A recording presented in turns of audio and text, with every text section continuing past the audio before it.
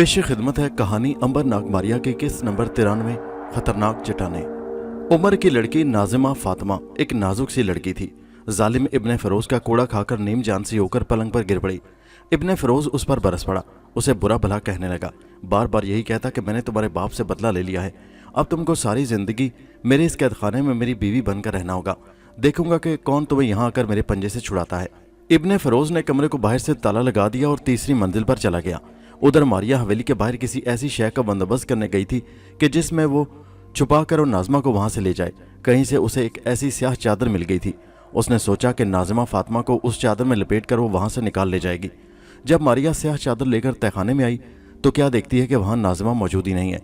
तहखाना खाली है, जंजीर टूटी पड़ी है। उसने सोचा शायद नाज़िमा के लिए भाग गई है और वो मारिया का इंतजार नहीं कर सकी।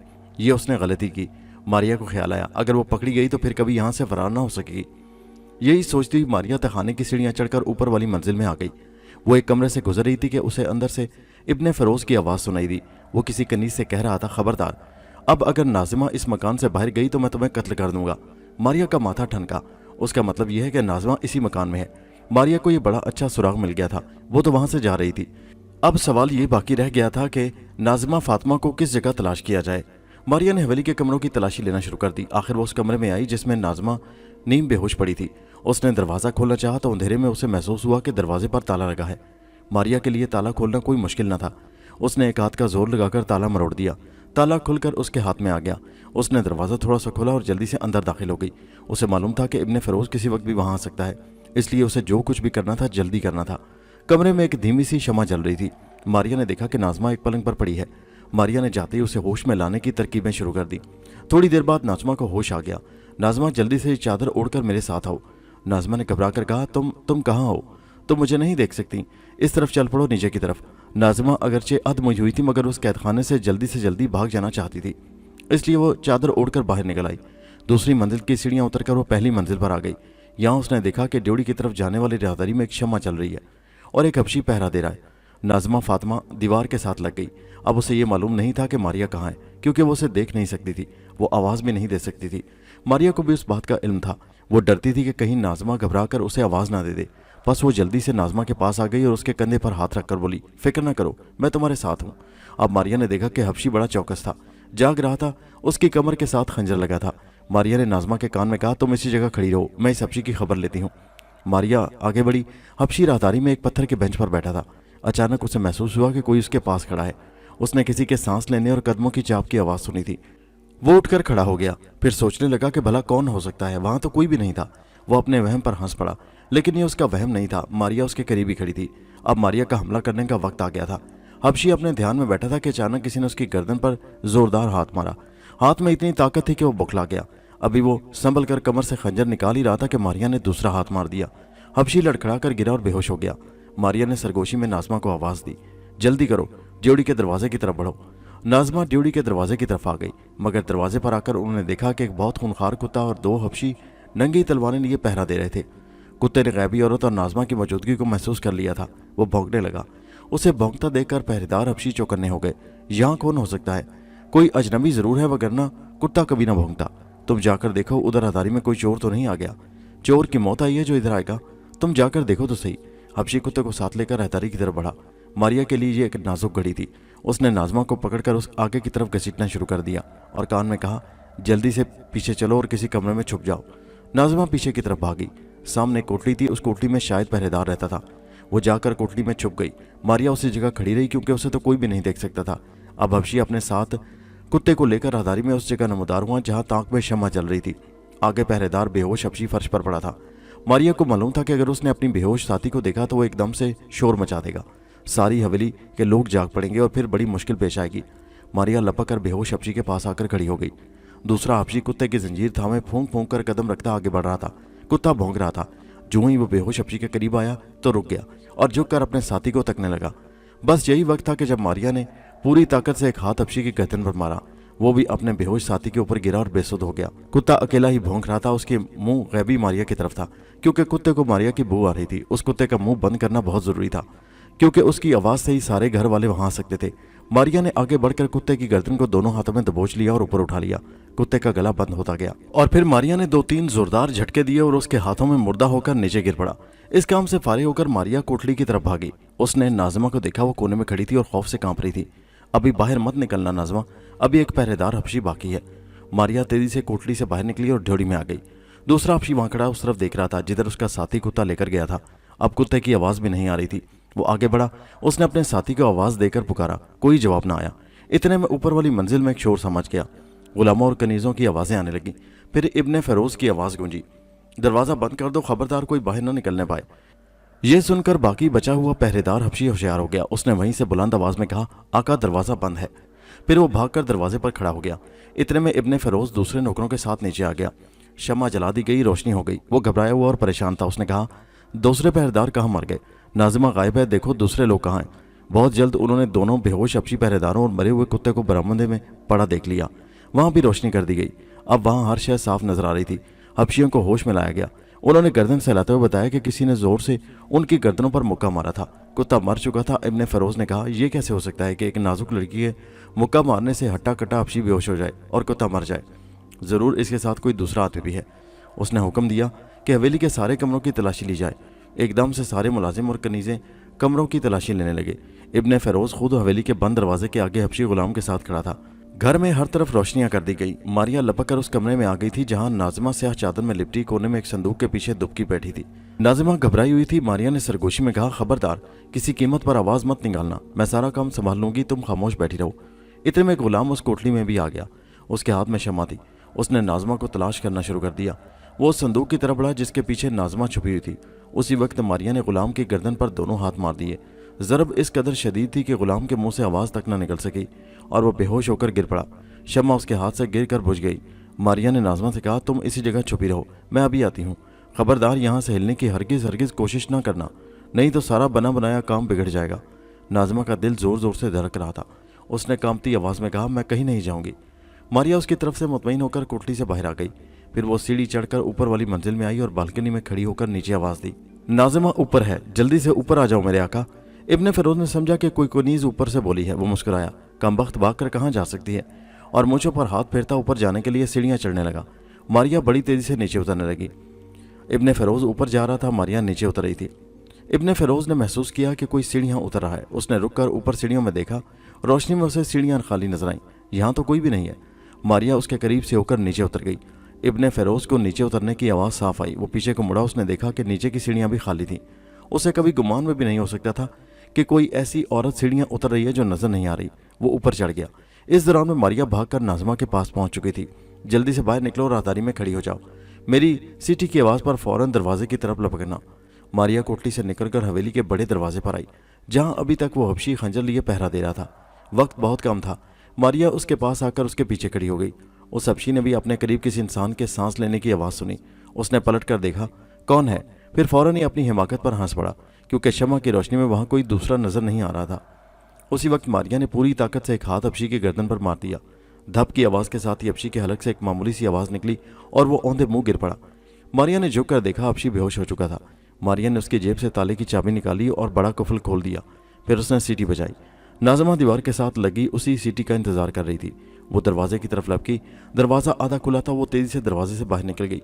उसे अपने पीछे इब्ने फ़िरोज़ की ऊंची ऊंची परेशान आवाज़ें सुनाई दी, पकड़ो पकड़ो, वो भागने ना पाए, जल्दी करो बदबख्तों, मेरे साथ धोखा हुआ है। लेकिन वक्त गुजर चुका था। उस वक्त नाज़िमा मारिया के साथ हवेली से बाहर तारीक गली में भागी चली जा रही थी। दरिया किनारे आकर वो रुक गई। हाय, मैं थक गई हूँ। नाज़िमा का सांस फूल गया था। वो हाँप रही थी। मारिया ने कहा, तुम्हें दरिया के साथ साथ खजूरों के झुंड तक भागना होगा, जल्दी करो, नहीं तो वो लोग आकर तुम्हें पकड़ लेंगे। नाज़िमा ने भागना शुरू कर दिया। खजूरों के झुंड के पास जाकर वो बेदम होकर ज़मीन पर लेट गई और ज़ोर ज़ोर से सांस लेने लगी। मारिया ने सोचा कि अब उसे किस तरह से ले जाया जाए। अभी काफ़ी रास्ता बाकी था। इतने में हवेली की जानिब से घोड़ों की सरपट दौड़ने की आवाज़ें आईं। मारिया ने सितारों की रोशनी में देखा, दूर हवेली की गली से घुड़सवार निकल रहे थे और ठीक उसी तरफ आ रहे थे जिधर खजूरों का झुंड था। मारिया कुछ परेशान हो गई। मारिया ने घुड़सवारों को अपनी तरफ आता देखकर नाज़िमा से कहा, जल्दी से इन झाड़ियों के पीछे छुप जाओ, वो लोग इधर को ही आ रहे हैं। घुड़सवार दरिया किनारे खजूरों के झुंड की तरफ घोड़े दौड़ाते ही चले आ रहे थे। मारिया खामोशी से अंधेरे में खजूरों के दरख्त के पास खड़ी उन्हें करीब आता देख रही थी। अगरचे उसे मालूम था कि नाज़िमा झाड़ियों में छुपी हुई है और वो लोग आगे गुजर जाएंगे। फिर भी उसे वहम था कि अगर किसी को शक पड़ गया तो यहाँ एक नई मुसीबत खड़ी हो जाएगी। अब ऐसा हुआ कि घुड़सवार खजूरों के झुंड के पास आकर रुक गए। जो घुड़सवार सबसे आगे था उसने हाथ उठाकर कहा, 4 आदमी इस जगह रुक जाएं और घात लगाकर बैठे, क्योंकि हो सकता है शिकार इधर से गुजरे। 4 घुड़सवार उस जगह रुक गए और बाकी आगे निकल गए। ये एक नई मुसीबत आन पड़ी थी। मारिया के लिए नाज़मा को लेकर फरार हो जाना बड़ा मुश्किल हो रहा था। चारों घुड़सवारों ने अपने घोड़े दरख्तों में एक जगह बांधे और खुद वो तलवारें सौंध कर एक जगह बैठ गए और उस रास्ते को देखने लगे जिधर घुड़सवार गए थे। वो झाड़ी उन सवारों के बिल्कुल पास ही थी जिसमें नाज़मा छुपी हुई थी। मारिया को खतरा था कि अगर नाज़मा ने गलती से ज़रा सा खांसा भी तो उसकी खैर नहीं है और वो पकड़ी जाएगी। फिर हो सकता है मारिया के लिए भी उन 4 सवारों से बचाना उसे मुश्किल हो जाए। वो आहिस्ता आहिस्ता खिसकती हुई नाज़मा की झाड़ी के पास आ गई। अगरचे उसे कोई देख नहीं सकता था, मगर वहाँ खुश्क पत्तों पर चलने फिरने से आवाज़ पैदा होती थी और ऐसा ही हुआ। मारिया के खिसक खिसक कर चलने के बावजूद पत्तों पर चरचराहट सी हुई। एक सवार ने पलट कर देखा, ये आवाज़ कैसी थी? दूसरे ने कहा, आवाज़ मैंने भी सुनी थी, मगर यहाँ तो कोई नहीं। हो सकता है कोई बिल्ली या लूमड़ भाग कर गुजर गया हो। रात अब आखिरी दमों पर थी। सितारे मांद पड़ने लगे थे। आसमान पर सुबह की हल्की हल्की रोशनी फैलने लगी थी। मारिया उसी जगह रुक गई। थोड़ी देर बाद वो फिर आगे बढ़ी और नाज़मा के पास पहुंचकर जल्दी से उसके मुंह पर हाथ रख दिया कि कहीं वो अचानक चीख न मार दे। खतरा सर पर मंडला रहा था। उन कमबख्त सवारों ने तलवारें हाथों में थाम रखी थी। ज़रा सी गलती भी खतरनाक हो सकती थी, क्योंकि अगरचे मारिया किसी को नज़र नहीं आती थी, मगर वो तलवार के जख्म से हलाक हो सकती थी। ये तो सिर्फ अंबर ही था जिस पर किसी किस्म का कोई वार असर नहीं करता था। उसके अलावा मारिया ने नाज़मा को भी बचाकर वहाँ से ले जाना था। मारिया ने नाज़मा के कान में आहिस्ता से कहा, घबराना बिल्कुल नहीं, मैं तुम्हारे साथ हूँ, तुम बिल्कुल न बोलना, मेरी किसी बात का जवाब देने की कोशिश न करना, सब इंतज़ाम हो जाता है। मारिया ने सोचना शुरू कर दिया। उसका दिमाग तेज़ी से चल रहा था। सुबह की रोशनी होने से पहले पहले वो नाज़मा को वहाँ से निकाल कर ले जाना चाहती थी। दिन की रोशनी में नाज़मा का वहाँ से जाना सख्त मुश्किल हो जाएगा। खजूरों के झुंड में अभी अंधेरा था। नाज़मा को तसल्ली देकर मारिया झाड़ियों से निकलकर बाहर आ गई। उसने देखा कि घोड़े ज़रा दूर एक दरख्त के साथ बंधे हुए थे। मारिया चाहती थी कि किसी तरीके से एक घोड़ा खोलकर नाज़मा को उस पर बिठाकर वहाँ से ले उड़े और उड़न तश्तरी के पास पहुँच जाए। उसने पहला काम यह किया कि आहिस्ता आहिस्ता चलती हुई घोड़ों के पास आ गई। उसने घोड़े को आहिस्ता से खोल दिया। घोड़ा उसी जगह खड़ा रहा, अगरचे उसकी रस्सी खुल गई थी। घोड़ों ने एक इंसान की मौजूदगी को महसूस कर लिया था। वो ज़रा सा हुनहुनाए। उस पर चारों सवारों ने पलटकर घोड़ों की तरफ देखा। वहाँ कौन है? एक ने कहा। दूसरा जल्दी से उठकर घोड़ों के पास गया। मारिया जल्दी से एक तरफ हटकर खड़ी हो गई। उसका दिल धड़क रहा था। सवार ने आकर घोड़ों को पिचकारा, उनकी गर्दनों पर प्यार से हाथ फेरा। मारिया की खुशकिस्मती थी कि उस सवार की नज़र खुले हुए घोड़े की रस्सी पर न पड़ी। वापस आकर वो बोला, वहाँ कोई नहीं है, सब खैरियत है। अब वो चारों फिर घात लगाकर बैठ गए। भाई, यहाँ तो अभी तक कोई नहीं आया, क्या ख्याल है आगे चलकर देखा जाए? नहीं नहीं, सरदार का हुक्म है कि हमें इसी जगह रहकर इंतज़ार करना है। ठीक है, बैठे रहो, मुझे क्या है। मारिया अब खिसकती हुई बड़ी एहतियात से कदम उठाती, खुश्क पत्तों से बचती झुंड से निकलकर दरिया की तरफ आ गई। दरिया के किनारे आकर उसने ज़ोर से आवाज़ निकाली, बचाओ बचाओ बचाओ। उस आवाज़ पर चारों सवार चौंके और जिधर से आवाज़ आई थी उधर को लपके। इस अरसे में मारिया भी भागकर वापस झुंड में आ गई थी। उसने झाड़ियों में आकर नाज़मा से कहा, जल्दी से निकलकर घोड़ों की तरफ आओ। नाज़मा झाड़ी से निकलकर घोड़ों की तरफ भागी। मारिया उस घोड़े पर सवार हो गई थी जिसने उसे पहले ही खोल दिया था। ये घोड़ा सबसे अलग होकर बाहर आ गया था। नाज़मा को मारिया उस पर सवार नजर नहीं आ रही थी, मगर वो सवार हो चुकी थी। उसने कहा, फौरन घोड़े पर पीछे सवार हो जाओ। नाज़मा जरा सा उछलकर घोड़े की पीठ पर बैठ गई। अब उसने साफ महसूस किया कि मारिया भी घोड़े पर सवार है। नाज़मा के सवार होते ही मारिया ने एड़ लगाई। घोड़ा एकदम से दौड़ पड़ा। घोड़े को दौड़ते देखकर दूसरे सवार उधर को भागे। अरे वो भाग गई, जल्दी से पीछा करो। सवारों ने सुबह की फैलती हल्की की रोशनी में साफ देख लिया था कि घोड़े पर एक औरत स्याह चादर ओढ़े बैठी है। वो मारिया को तो बिल्कुल नहीं देख सकते थे। तीनों सवार नाज़मा के घोड़े के पीछे लग गए। मारिया बड़ी माहिर घुड़सवार थी। हजारों सालों से वो घोड़े दौड़ाती चली आ रही थी। उसका घोड़ा दरिया के किनारे तेजी से भागा जा रहा था। तीनों घुड़सवार भी उसका पीछा कर रहे थे। एक घुड़सवार वहीं दरख्तों में रह गया था। मारिया के घोड़े ने दरिया के काफ़ी आगे जाकर रुख बदल लिया। अब वो खजूरों के दरख्तों के दरमियान वाले कच्चे रास्ते पर भागा जा रहा था। सवार बराबर उसका पीछा कर रहे थे। मारिया का घोड़ा खजूर के दरख्तों से निकलकर चट्टान की तरफ हो गया जिसकी ओट में उड़न तश्तरी खड़ी थी। नाग और अंबर रात भर मारिया के लिए परेशान रहे थे। इतना उन्हें यकीन था कि मारिया होशियार लड़की है, उसे कुछ नहीं हो सकता। फिर भी नाग रात को हवेली का चक्कर लगाया था, मगर वहां सिवाय अंधेरे घर के उसे कुछ दिखाई नहीं दिया। उस वक्त सुबह हो रही थी। नाग जाग रहा था, अंबर अपने कमरे में सो रहा था। नाग ने तुलू होते ही सूरज की रोशनी में दरिया की जानिब एक स्याहपोश घुड़सवार को देखा जो सर पर घोड़ा दौड़ाए उसकी तरफ भागा चला आ रहा था। नाग होशियार हो गया क्योंकि उसके पीछे उसने 3 घुड़सवारों को भी देख लिया जो उसका ताकुब करते भागे चले आ रहे थे। उसका माथा ठनका, जरूर कोई गड़बड़ है। वो पैनल पर बैठकर तैयार हो गया और स्क्रीन ऑन कर दी। स्याहपोश घोड़ा सवार करीब आ रहा था। वो सीधा उड़न तश्तरी की तरफ आ रहा था। ताकुब करने वाले तीनों घुड़सवार अब उसके करीब आ गए थे और तलवारें लहराकर उस पर हमला करने वाले थे। नाग ने सोचा जरूर कोई गड़बड़ है और अगले घोड़े पर जरूर मारिया सवार होगी, वगरना उसे सीधा उड़न तश्तरी की तरफ आने की क्या जरूरत थी। नाग ने आग बरसाने वाले बटन पर उंगली रख दी। दुश्मन घुड़सवार अब मारिया के घोड़े के बिल्कुल करीब आ चुके थे। खतरा था कि अगर नाग आग की शुआ फेंकता तो मारिया का घोड़ा भी भस्म हो जाता। नाग ने उड़न तश्तरी के लाउड स्पीकर पर आवाज दी, मारिया अगर तुम हो तो मुझे हमले के लिए मौका दो। ये अल्फाज उसने अपने खुफिया जुबान में कहे थे। मारिया ने नाग की आवाज़ सुन ली थी। उसने घोड़े की रफ्तार एकदम कम कर दी और दाएं तरफ को घूम गई। इस तरह से ताकुब करने वाले सवारों को धोखा हुआ और वो आगे निकल गए। अब उनके दरमियान फासला पड़ गया और दुश्मन नाग की जद में आ गए। मारिया का घोड़ा उड़न तश्तरी के करीब आ गया था। नाग ने बटन दबा दिया। घुड़सवारों ने देखा कि सामने एक अजीबोगरीब इमारत गोल मौजूद है और चांदी की तरह चमक रही खड़ी है। अभी वो हैरानी हो रहे थे कि उसमें से एक सुर्ख शुआ बिजली की सी तेजी के साथ निकलकर उन पर पड़ी। 2 घुड़सवारों समेत जलकर खाक हो गए। तीसरे सवार ने जल्दी से घोड़े को मोड़ लिया और वापस भागा। मारिया का घोड़ा उड़न तश्तरी के बाहर रुक गया था और हाँप रहा था। उसने नाजमा को नीचे उतारा, खुद भी उतरी और उड़न तश्तरी में आ गई। नाजमा बड़ी हैरान थी कि ये कैसी जगह है और ये कैसी इमारत है। नाग ने दरवाज़ा खोल दिया था। अंदर दाखिल होते ही मारिया ने यह कहकर अपनी मौजूदगी का सबूत दिया, मैं आ गई हूँ नाग भाई, ये नाजमा है, ताजर उमर की बेटी।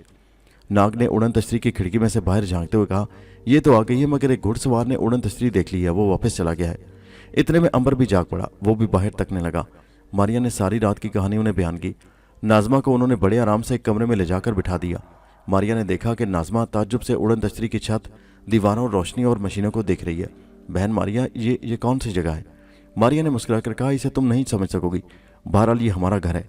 अंबर और नाग मेरे भाई हैं। नाजमा ने कहा, इनसे मिलकर मुझे बड़ी खुशी हुई है। घुड़सवार कहाँ गए?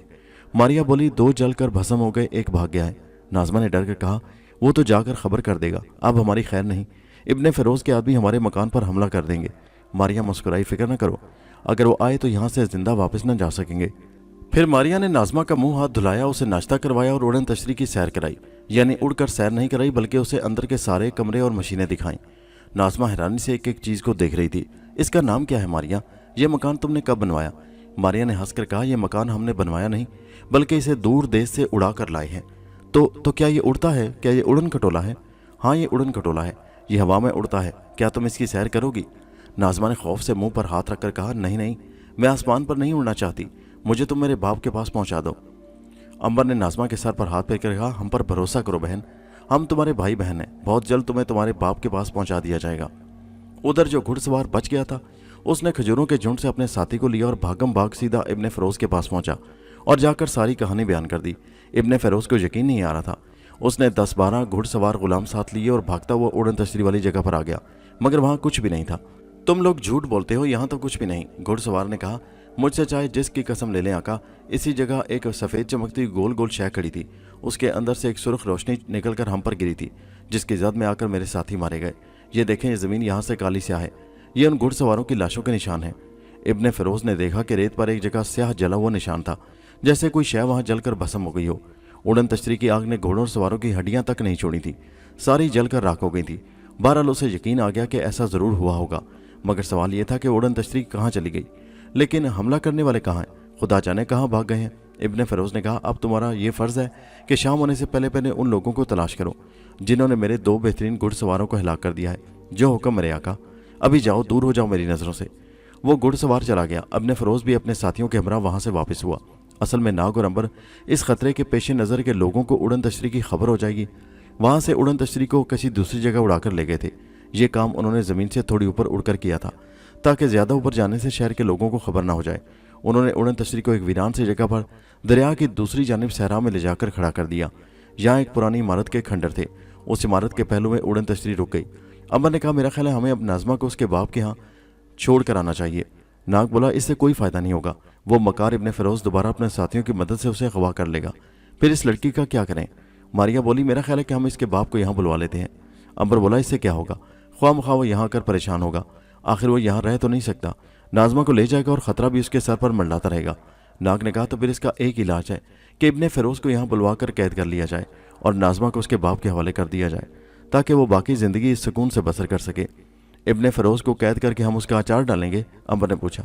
नाग ने मुस्कुरा कर कहा, इतना बड़ा मर्तबान हमारे पास नहीं है कि जिसमें आदमी का अचार डाला जा सके, बहरहाल हम उसे किसी वीरान जजीरे पर फेंक सकते हैं। हो सकता है कि वो इस जजीरे से भी किसी ना किसी तरह वापस आ जाए और बाद में नाज़मा के लिए नई मुसीबत का बायस बन जाए। ये बात मारिया ने कही थी। अंबर ने सोचकर कहा, तो फिर उसे ले जाकर हम गहरे समंदर में गिरा देंगे। उसने भी तो नाज़मा की ज़िंदगी बर्बाद करने की कसम खा रखी है। उसका जिंदा रहना ठीक नहीं है। हाल बता, ऐसा करने से नाज़मा की ज़िंदगी ज़रूर महफूज रह सकती है। मारिया ने कहा, तो फिर इब्ने फ़िरोज़ को यहाँ लाने का काम नाग अंजाम देगा। नाग ने कहा, इस बदबख्त को यहाँ लाने की क्या ज़रूरत है? मुझे आप लोग हुक्म करें, मैं उसे उसके घर में ही जाकर ख़त्म कराता हूँ। अंबर ने ताली बजाकर कहा, अरे इस तरफ तो हमारा ध्यान ही नहीं गया। बिल्कुल ठीक है नाग, तुम आज ही जाओ और इब्ने फ़िरोज़ को जाकर उसके अंजाम तक पहुँचाओ, क्योंकि जब तक वो जिंदा है हमारी बहन नाज़मा की ज़िंदगी खतरे में रहेगी और अब तो वह उसे हरगिज़ हरगिज़ नहीं छोड़ेगा। नाग ने सर झुकाकर कहा, जो हुक्म मेरे आका। और अंबर और मारिया दोनों नाग की इस हरकत पर हंस पड़े। उधर नाग रुखसत हुआ और उधर इब्ने फ़िरोज़ अपने खास दोस्त को लेकर नाज़मा की तलाश में निकल खड़ा हुआ। उसे यकीन था कि उड़न खटोला जिस पर बिठाकर कोई नाज़मा को ले गया है उस जगह से ज्यादा दूर नहीं गया होगा। वो दरिया की दूसरी जानिब आ गया और घोड़ों पर सवार दोनों दरिया के साथ साथ मगरिब की तरफ निकल गए। दिन चढ़ आया था, धूप चमक रही थी, सहरा में दूर दूर तक कोई इंसान दिखाई नहीं देता था। उधर नाग सीधा नाज़मा के बाप के घर पहुंचा। उसकी हालत बहुत ख़राब थी, वो बिस्तर पर पड़ा था। नाग ने अपने आप को हकीम अंबर का भाई जाहिर किया और उसे ताजिर उमर के पास जाने की इजाज़त मिल गई। ताजिर उमर ने नाग को देखकर कहा, तुम हकीम अंबर के भाई हो, खुदा के लिए अंबर को बुलाओ, उसे कहो कि मेरा घर लुट गया है, मेरे पास आए, मेरी बच्ची को कहीं से ढूंढ कर लाए। नाग ने कहा, मुझे आपसे एक ज़रूरी बात करनी है, ज़रा इन गुलामों और कनीज़ों को यहाँ से भेज दें। ताजिर उमर ने उसी वक्त वहाँ तखलिया करवा दिया। नाग ने कहा, नाज़मा हमारे पास है। इतना सुनना था कि ताजिर उमर के चेहरे पर खुशी की चमक आ गई। वो नाग से लिपट गया। क्या तुम सच कह रहे हो भाई? हाँ भाई, नाज़मा हमारे घर में है और उसे हम इसलिए यहाँ नहीं ला रहे कि इब्ने फ़िरोज़ साजिश करके उसे दोबारा यहाँ से अगवा करके ले जाएगा। ताजिर उमर ने कहा, मैं उसे कत्ल कर दूंगा। नाग ने कहा, आप शरीफ आदमी हैं, ऐसा ना कर सकेंगे, इसलिए हमने यही बेहतर समझा कि आप हमारे साथ चलें, अपनी बच्ची को तसल्ली दें, उसे मिलें और फिर वापस आ जाएं। इस अरसे में हम इब्ने फ़िरोज़ को ठिकाने लगा देंगे, वो मर जाएगा तो सारा काम ठीक हो जाएगा। ताजिर उमर ने कहा, उसे ख़त्म कर दो, उस बदबख्त ने कई लोगों को कत्ल करवाया है और उसने मेरी ज़िंदगी जहन्नम बना रखी है। तो फिर आप यहाँ इंतज़ार करें, मैं इब्ने फ़िरोज़ का काम तमाम करने जा रहा हूँ, वापसी पर आपको अपने साथ लेता जाऊँगा। नाग नाज़मा के बाप को तसल्ली देकर वहाँ से निकला और सीधा इब्ने फ़िरोज़ के घर की तरफ रवाना हो गया। दूसरी तरफ इब्ने फ़िरोज़ अपने दोस्त के साथ सहरा में उड़न खटोले की तलाश में चक्कर लगा रहा था कि उसे एक दरख्त के नीचे एक जोगी बैठा नजर आया। इब्ने फ़िरोज़ ने उसके पास जाकर पूछा कि उसने उधर कोई अजीब सी शय उड़ते या ज़मीन पर उतरते देखी है। जोगी ने मुस्कुराकर कहा, भाई मैंने तो किसी उड़न खटोले को नहीं देखा, लेकिन तेरी किस्मत मुझे बता रही है कि दुश्मन तेरी घात में लगा है। क्या मतलब? इब्ने फ़िरोज़ घोड़े से उतरकर जोगी के पास आकर बैठ गया। उसका दोस्त भी वहाँ बैठा। जोगी बाबा, क्या तुम किस्मत का हाल बता देते हो? क्यों नहीं, तो फिर ये बताओ कि जिस लड़की को मैंने अगवा किया था वो कहाँ है? जोगी मुस्कुराया। उसने रेत पर कुछ निशान बनाए, उनको गौर से देखता रहा, फिर मुंह को ऊपर उठाकर गौर से इब्ने फ़िरोज़ को देखा। आंखें बंद करके सर को दाएं बाएं हिलाया, आसमान की तरफ देखा और कहा, सुनो, जिस लड़की को तुमने अगवा किया था वो एक नेक पारसा लड़की है, तुमने बहुत बुरा किया, उसकी बदवा तुमको लग गई है। वो लड़की इस वक्त ऐसे लोगों के उड़न खटोले में है जो इस दुनिया के नहीं है और बड़े करनी वाले लोग हैं। तुम उनका मुकाबला नहीं कर सकते, बल्कि वो उल्टा तुम्हारी तलाश में है। क्या मतलब? इब्ने फ़िरोज़ कुछ घबरा गया। मतलब ये कि एक आदमी जिसकी आंखें नस्वारी हैं और जो असल में एक सांप है, जो इंसान की शक्ल में चल फिर रहा है, तुम्हारे पीछे लगा है, वो तुम्हें हलाक करने के लिए घर से चला है, तुम उससे नहीं बच सकोगे। फिर मैं क्या करूं महाराज, मुझे कोई रास्ता बताइए, मैं आपको जो मांगेंगे दे दूंगा। इब्ने फ़िरोज़ परेशान हो गया था। जोगी ने रेत पर बने हुए निशान देकर कहा, उससे बचना बड़ा मुश्किल है। इब्ने फ़िरोज़ ने थैली से सोने की ढेर सारी अशरफियाँ निकालकर जोगी के कदमों में डाल दी और हाथ बांधकर बोला, जोगी महाराज मेरी जान बचा लीजिए, मैं आपका घर सोने से भर दूंगा। जोगी ने सोने की अशरफियाँ देखी तो खुशी से निहाल हो गया और हाथ ऊपर उठाकर बोला, बच्चा जा, तेरा कल्याण होगा, पर दुश्मन खतरनाक है, कोई बात नहीं, हम तुम्हें एक पुड़िया देते हैं, उसे पानी के साथ खा ले, उसके बाद तुझ पर सांप के जहर का असर बिल्कुल नहीं होगा, तुझे अजदा भी काट लेगा तो कुछ नहीं होगा, तू जिंदा रहेगा। फिर जोगी ने अपने फ़िरोज़ को अपनी गठली में से एक पुड़िया निकाल कर दी। इब्ने फ़िरोज़ लोटे में से पानी लेकर उसे खा गया। जोगी ने कहा, अब आराम से घर चला जा, तेरा दुश्मन सांप है, वो तुझे ज़रूर काटेगा पर तुझ पर कोई असर नहीं होगा। इब्ने फ़िरोज़ खुशी खुशी घर में वापस आ गया। उसने अपने दोस्त से इस बात पर हैरत का इजहार किया कि ऐसा आदमी उसका पीछा कर रहा है जो असल में एक सांप है और इंसान के रूप में जिंदा है। कितनी अजीब बात है दोस्त, क्यों ना उस आदमी को कैद कर लिया जाए, इससे क्या होगा? सांप को भी कभी किसी ने घर में पाला है, वो तो कभी ना कभी ज़रूर धोखा दे जाएगा, तुम्हें जहर कुछ नहीं कहेगा, मगर घर में दूसरे लोग भी तो मौजूद हैं, उन्हें कुछ हो गया तो कौन जिम्मेदार होगा? इब्ने फ़िरोज़ ने कहा, हाँ ये तो तुम ठीक कह रहे हो, मगर नाज़मा को कहाँ तलाश किया जाए? दोस्त ने कहा, जैसा कि हमारे सिपाही ने कहा था, वो एक अजीब सी शय के अंदर चली गई थी जिसे हम उड़न खटोला ही कहेंगे। अब वो शायद दरिया किनारे नहीं है, ज़ाहिर है वो उड़कर किसी दूसरी जगह चली गई है। वो ज़रूर इसी सहरा में कहीं आसपास होगी। हम कल उसकी तलाश में एक बार फिर निकलेंगे। इब्ने फ़िरोज़ ने कहा, मेरा ख्याल है सहरा के मगरिब में एक खंडर है, हमने वो जगह नहीं देखी। बहरहाल मेरी जासूस औरत नाज़मा के घर पर ही रहती है। अगर नाज़मा घर आ गई तो मुझे फ़ौरन इतला हो जाएगी, उसे उस वक्त अगवा कर लिया जाएगा। दोस्त ने कहा, अभी तो हमें उस दुश्मन का इंतज़ार है जो सांप है, लेकिन आदमी की शक्ल में जिंदा है और तुम्हें हलाक करने आ रहा है। हाँ, मैं उसका इंतज़ार करूंगा, लेकिन खुदा का शुक्र है कि अब मुझ पर उसके जहर का कोई असर नहीं होगा। मेरा ख्याल है कि वो इंसान की शक्ल में नहीं बल्कि सांप के रूप में किसी वक्त यहाँ आएगा और तुम्हें डसेगा।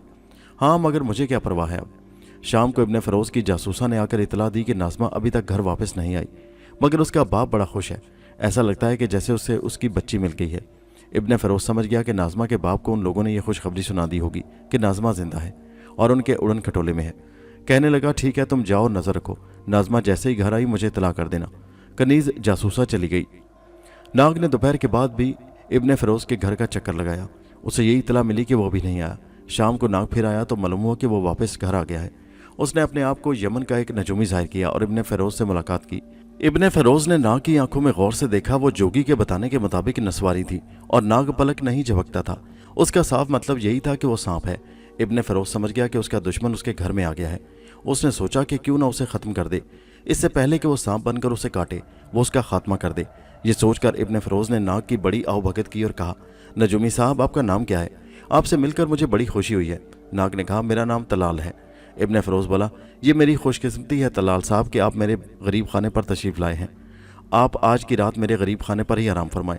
नाग तो यही चाहता था, बड़ा खुश हुआ। इब्ने फ़िरोज़ ने कहा, आपके सोने के लिए ऊपर की मंजिल पर एक अलग कमरा आपको दे दिया जाएगा, आप बेफिक्र होकर वहाँ आराम करें।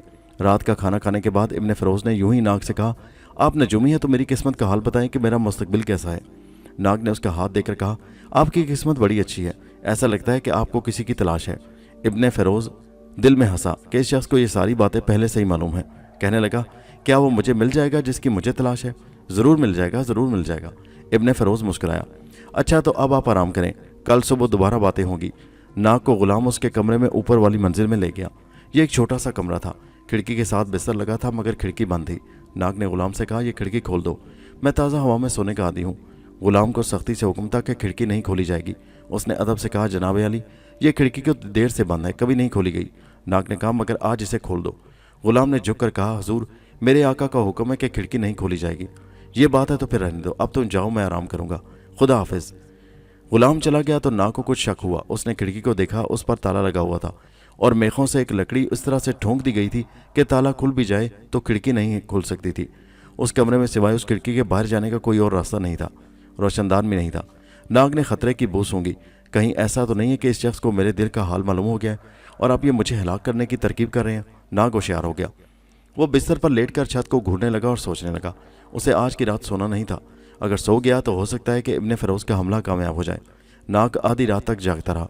उसके बाद उसे नींद आने लगी, मगर वो जागता रहा। अब उसके हमला करने का वक्त आ गया था। वो सांप बनकर बिस्तर से नीचे उतर आया। फर्श पर रेंगता हुआ वो दरवाजे से बाहर निकल रहा था कि उसने एक गुलाम को देखा जो खंजर लिए उसके कमरे की तरफ बढ़ रहा था। गुलाम को नाग ने कुछ न कहा। वो समझ गया वैसे कि इब्ने फ़िरोज़ ने उसे नाग को हलाक करने के वास्ते भेजा है। नाग खामोशी से सीढ़ियाँ उतरकर इब्ने फ़िरोज़ की बू लेता उसके ख्वाबगाह में आ गया। इब्ने फ़िरोज़ अपने बिस्तर पर लेटा हुआ था। सांप बड़े आराम से अंदर गया, उसने उसके पाँव पर काट दिया। नाग बड़ी खुशी से वापस अपने कमरे में आ गया। यहाँ गुलामों से ना पाकर वापस जा चुका था। उसने मालिक को जाकर इतला दी। इब्ने फ़िरोज़ जाग रहा था। उसने अपने टखने को देखा, वहाँ सांप के काटने का निशान था। उसने गुलाम से कहा, अब जाओ, वो शख्स अपने बिस्तर पर सोया मिलेगा, उसे जाते ही हलाक कर दो। गुलाम चला गया। इब्ने फ़िरोज़ ने उसे यह बात बिल्कुल ना बताई कि जिस शख्स को वो मारने जा रहा है वो सांप बनकर उसे भी काट सकता है, उसे भी डस सकता है, क्योंकि उसका ख्याल था कि गुलाम डर जाएगा और हलाक करने से बाज आ जाएगा। अब वो जहर का असर महसूस करने की कोशिश करने लगा, मगर जोगी की पुड़िया बड़ी सच्ची थी, उस पर जहर का असर बिल्कुल नहीं हो रहा था। दूसरी तरफ गुलाम ने देखा कि नाग बिस्तर पर लेटा था। वो आराम से दरवाज़ा खोलकर अंदर दाखिल हो गया। अंदर अंधेरा था, मगर उस अंधेरे में भी उसे नाग का बिस्तर दिखाई दे रहा था। गुलाम के हाथ में चमकता हुआ खंजर था। वो दबे पांव बिस्तर की तरफ आया और करीब आकर रुक गया। फिर उसने एकदम से खंजर सोए हुए शख्स के सीने में झोंक दिया, मगर उसने महसूस किया कि अंदर कोई इंसान नहीं है। गुलाम ने जल्दी से लिहाफ और कंबल परे फेंक दिया। उसके अंदर कोई भी नहीं था। उसने घबरा कर कमरे में चारों तरफ देखा, वहाँ कोई भी नहीं था। फिर उसे अपने पाँव पर किसी का नरम नरम लम्स महसूस हुआ। उसने घबरा कर नीचे देखा, अंधेरे में उसे कुछ नजर न आया। फिर उसे यूं लगा जैसे किसी ने उसके पाँव पर काटा है। अब उसने अपने पाँव को झटक दिया और अंधेरे में पाँव पर हाथ फेरा। वहाँ किसी कीड़े के काटने का छोटा सा निशान था। کہیں یہ सांप تو नहीं। गुलाम के बदन में एक सर्द लहर दौड़ गई। इस दौरान में नाग के जहर ने असर करना शुरू कर दिया। गुलाम बाहर को भागा। वो राहदारी में से गुजर रहा था कि उसकी टांगें कांपने लगीं और वो गिर पड़ा। नाग उसके जाते ही फिर से इंसान की शक्ल में आ गया और बिस्तर पर आराम से कंबल ओढ़कर लेट गया। वो बड़ा खुश था कि उसने एक ही रात में 2 जालिमों को ठिकाने लगा दिया है। दिन चढ़ गया। नाग की आंख खुल गई थी। वो अब उसके घर से रुखसत होना चाहता था ताकि नाजमा के बाप को साथ लेकर उड़न तश्तरी में उसकी बेटी के पास चला जाए। वो कमरे से बाहर निकलकर नीचे सैन में आया तो इब्ने फिरोज को एक पलंग पर आराम से बैठा देखकर दंग रह गया। आज शायद जिंदगी में पहली बार नाग खुद हैरान हुआ था। उसके वहमो गुमान में भी ये बात नहीं आ सकती थी कि उसके जहर से इब्ने फिरोज बच जाएगा। उसने काफ़ी जहर उसके जिस्म में दाखिल कर दिया था। इब्ने फिरोज भी नाग के जहन के ख्यालात को पढ़ रहा था। उसने मुस्कुराकर कहा, तशरीफ़ लाइए नजूमी साहब, नाश्ता हम आपके साथ ही करेंगे। नाग शर्मिंदा सा होकर उसकी तरफ आया और कुर्सी पर बैठ गया। उसे यूं लगा गोया इब्ने फिरोज को सारे राज का इल्म हो गया है, मगर सवाल ये था कि उस पर जहर बेअसर क्यों रहा। कहीं उसने कोई दवाई तो नहीं खा ली जिसकी वजह से वो जहर से बच गया है। नाग ने सोचा, लेकिन ऐसी दवाई कहाँ से आ सकती थी। इब्ने फिरोज ने उसे गुलाम के बारे में भी कुछ न बताया कि वो मर चुका है। हवेली के दूसरे नौकरों को भी खबरदार कर दिया गया था कि वो मरे हुए गुलाम के बारे में नाग से कोई बात न करें। नाग ने इब्ने फिरोज के साथ नाश्ता किया। इब्ने फिरोज इधर उधर की बातें करता रहा।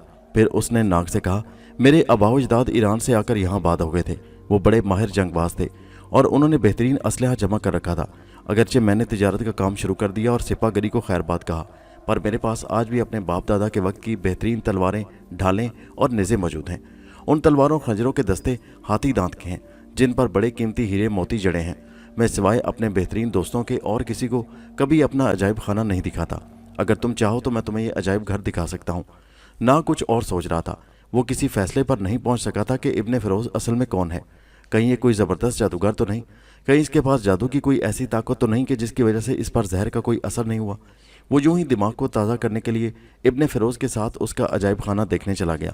ये नाग की गलती थी। अजायब खाना हवेली की निचली मंजिल के एक तहखाने में था। सीढ़ियाँ उतर कर वो दोनों एक तहखाने में आ गए। यहाँ दीवारों पर बड़ा कीमती असलहा लगा हुआ था, तलवारें, खंजर, नेज़े और तीर कमान। नाग बड़ी दिलचस्पी से उन चीज़ों को देखने लगा। इस दौरान में इब्ने फिरोज दरवाजे की तरफ खिसकता चला गया।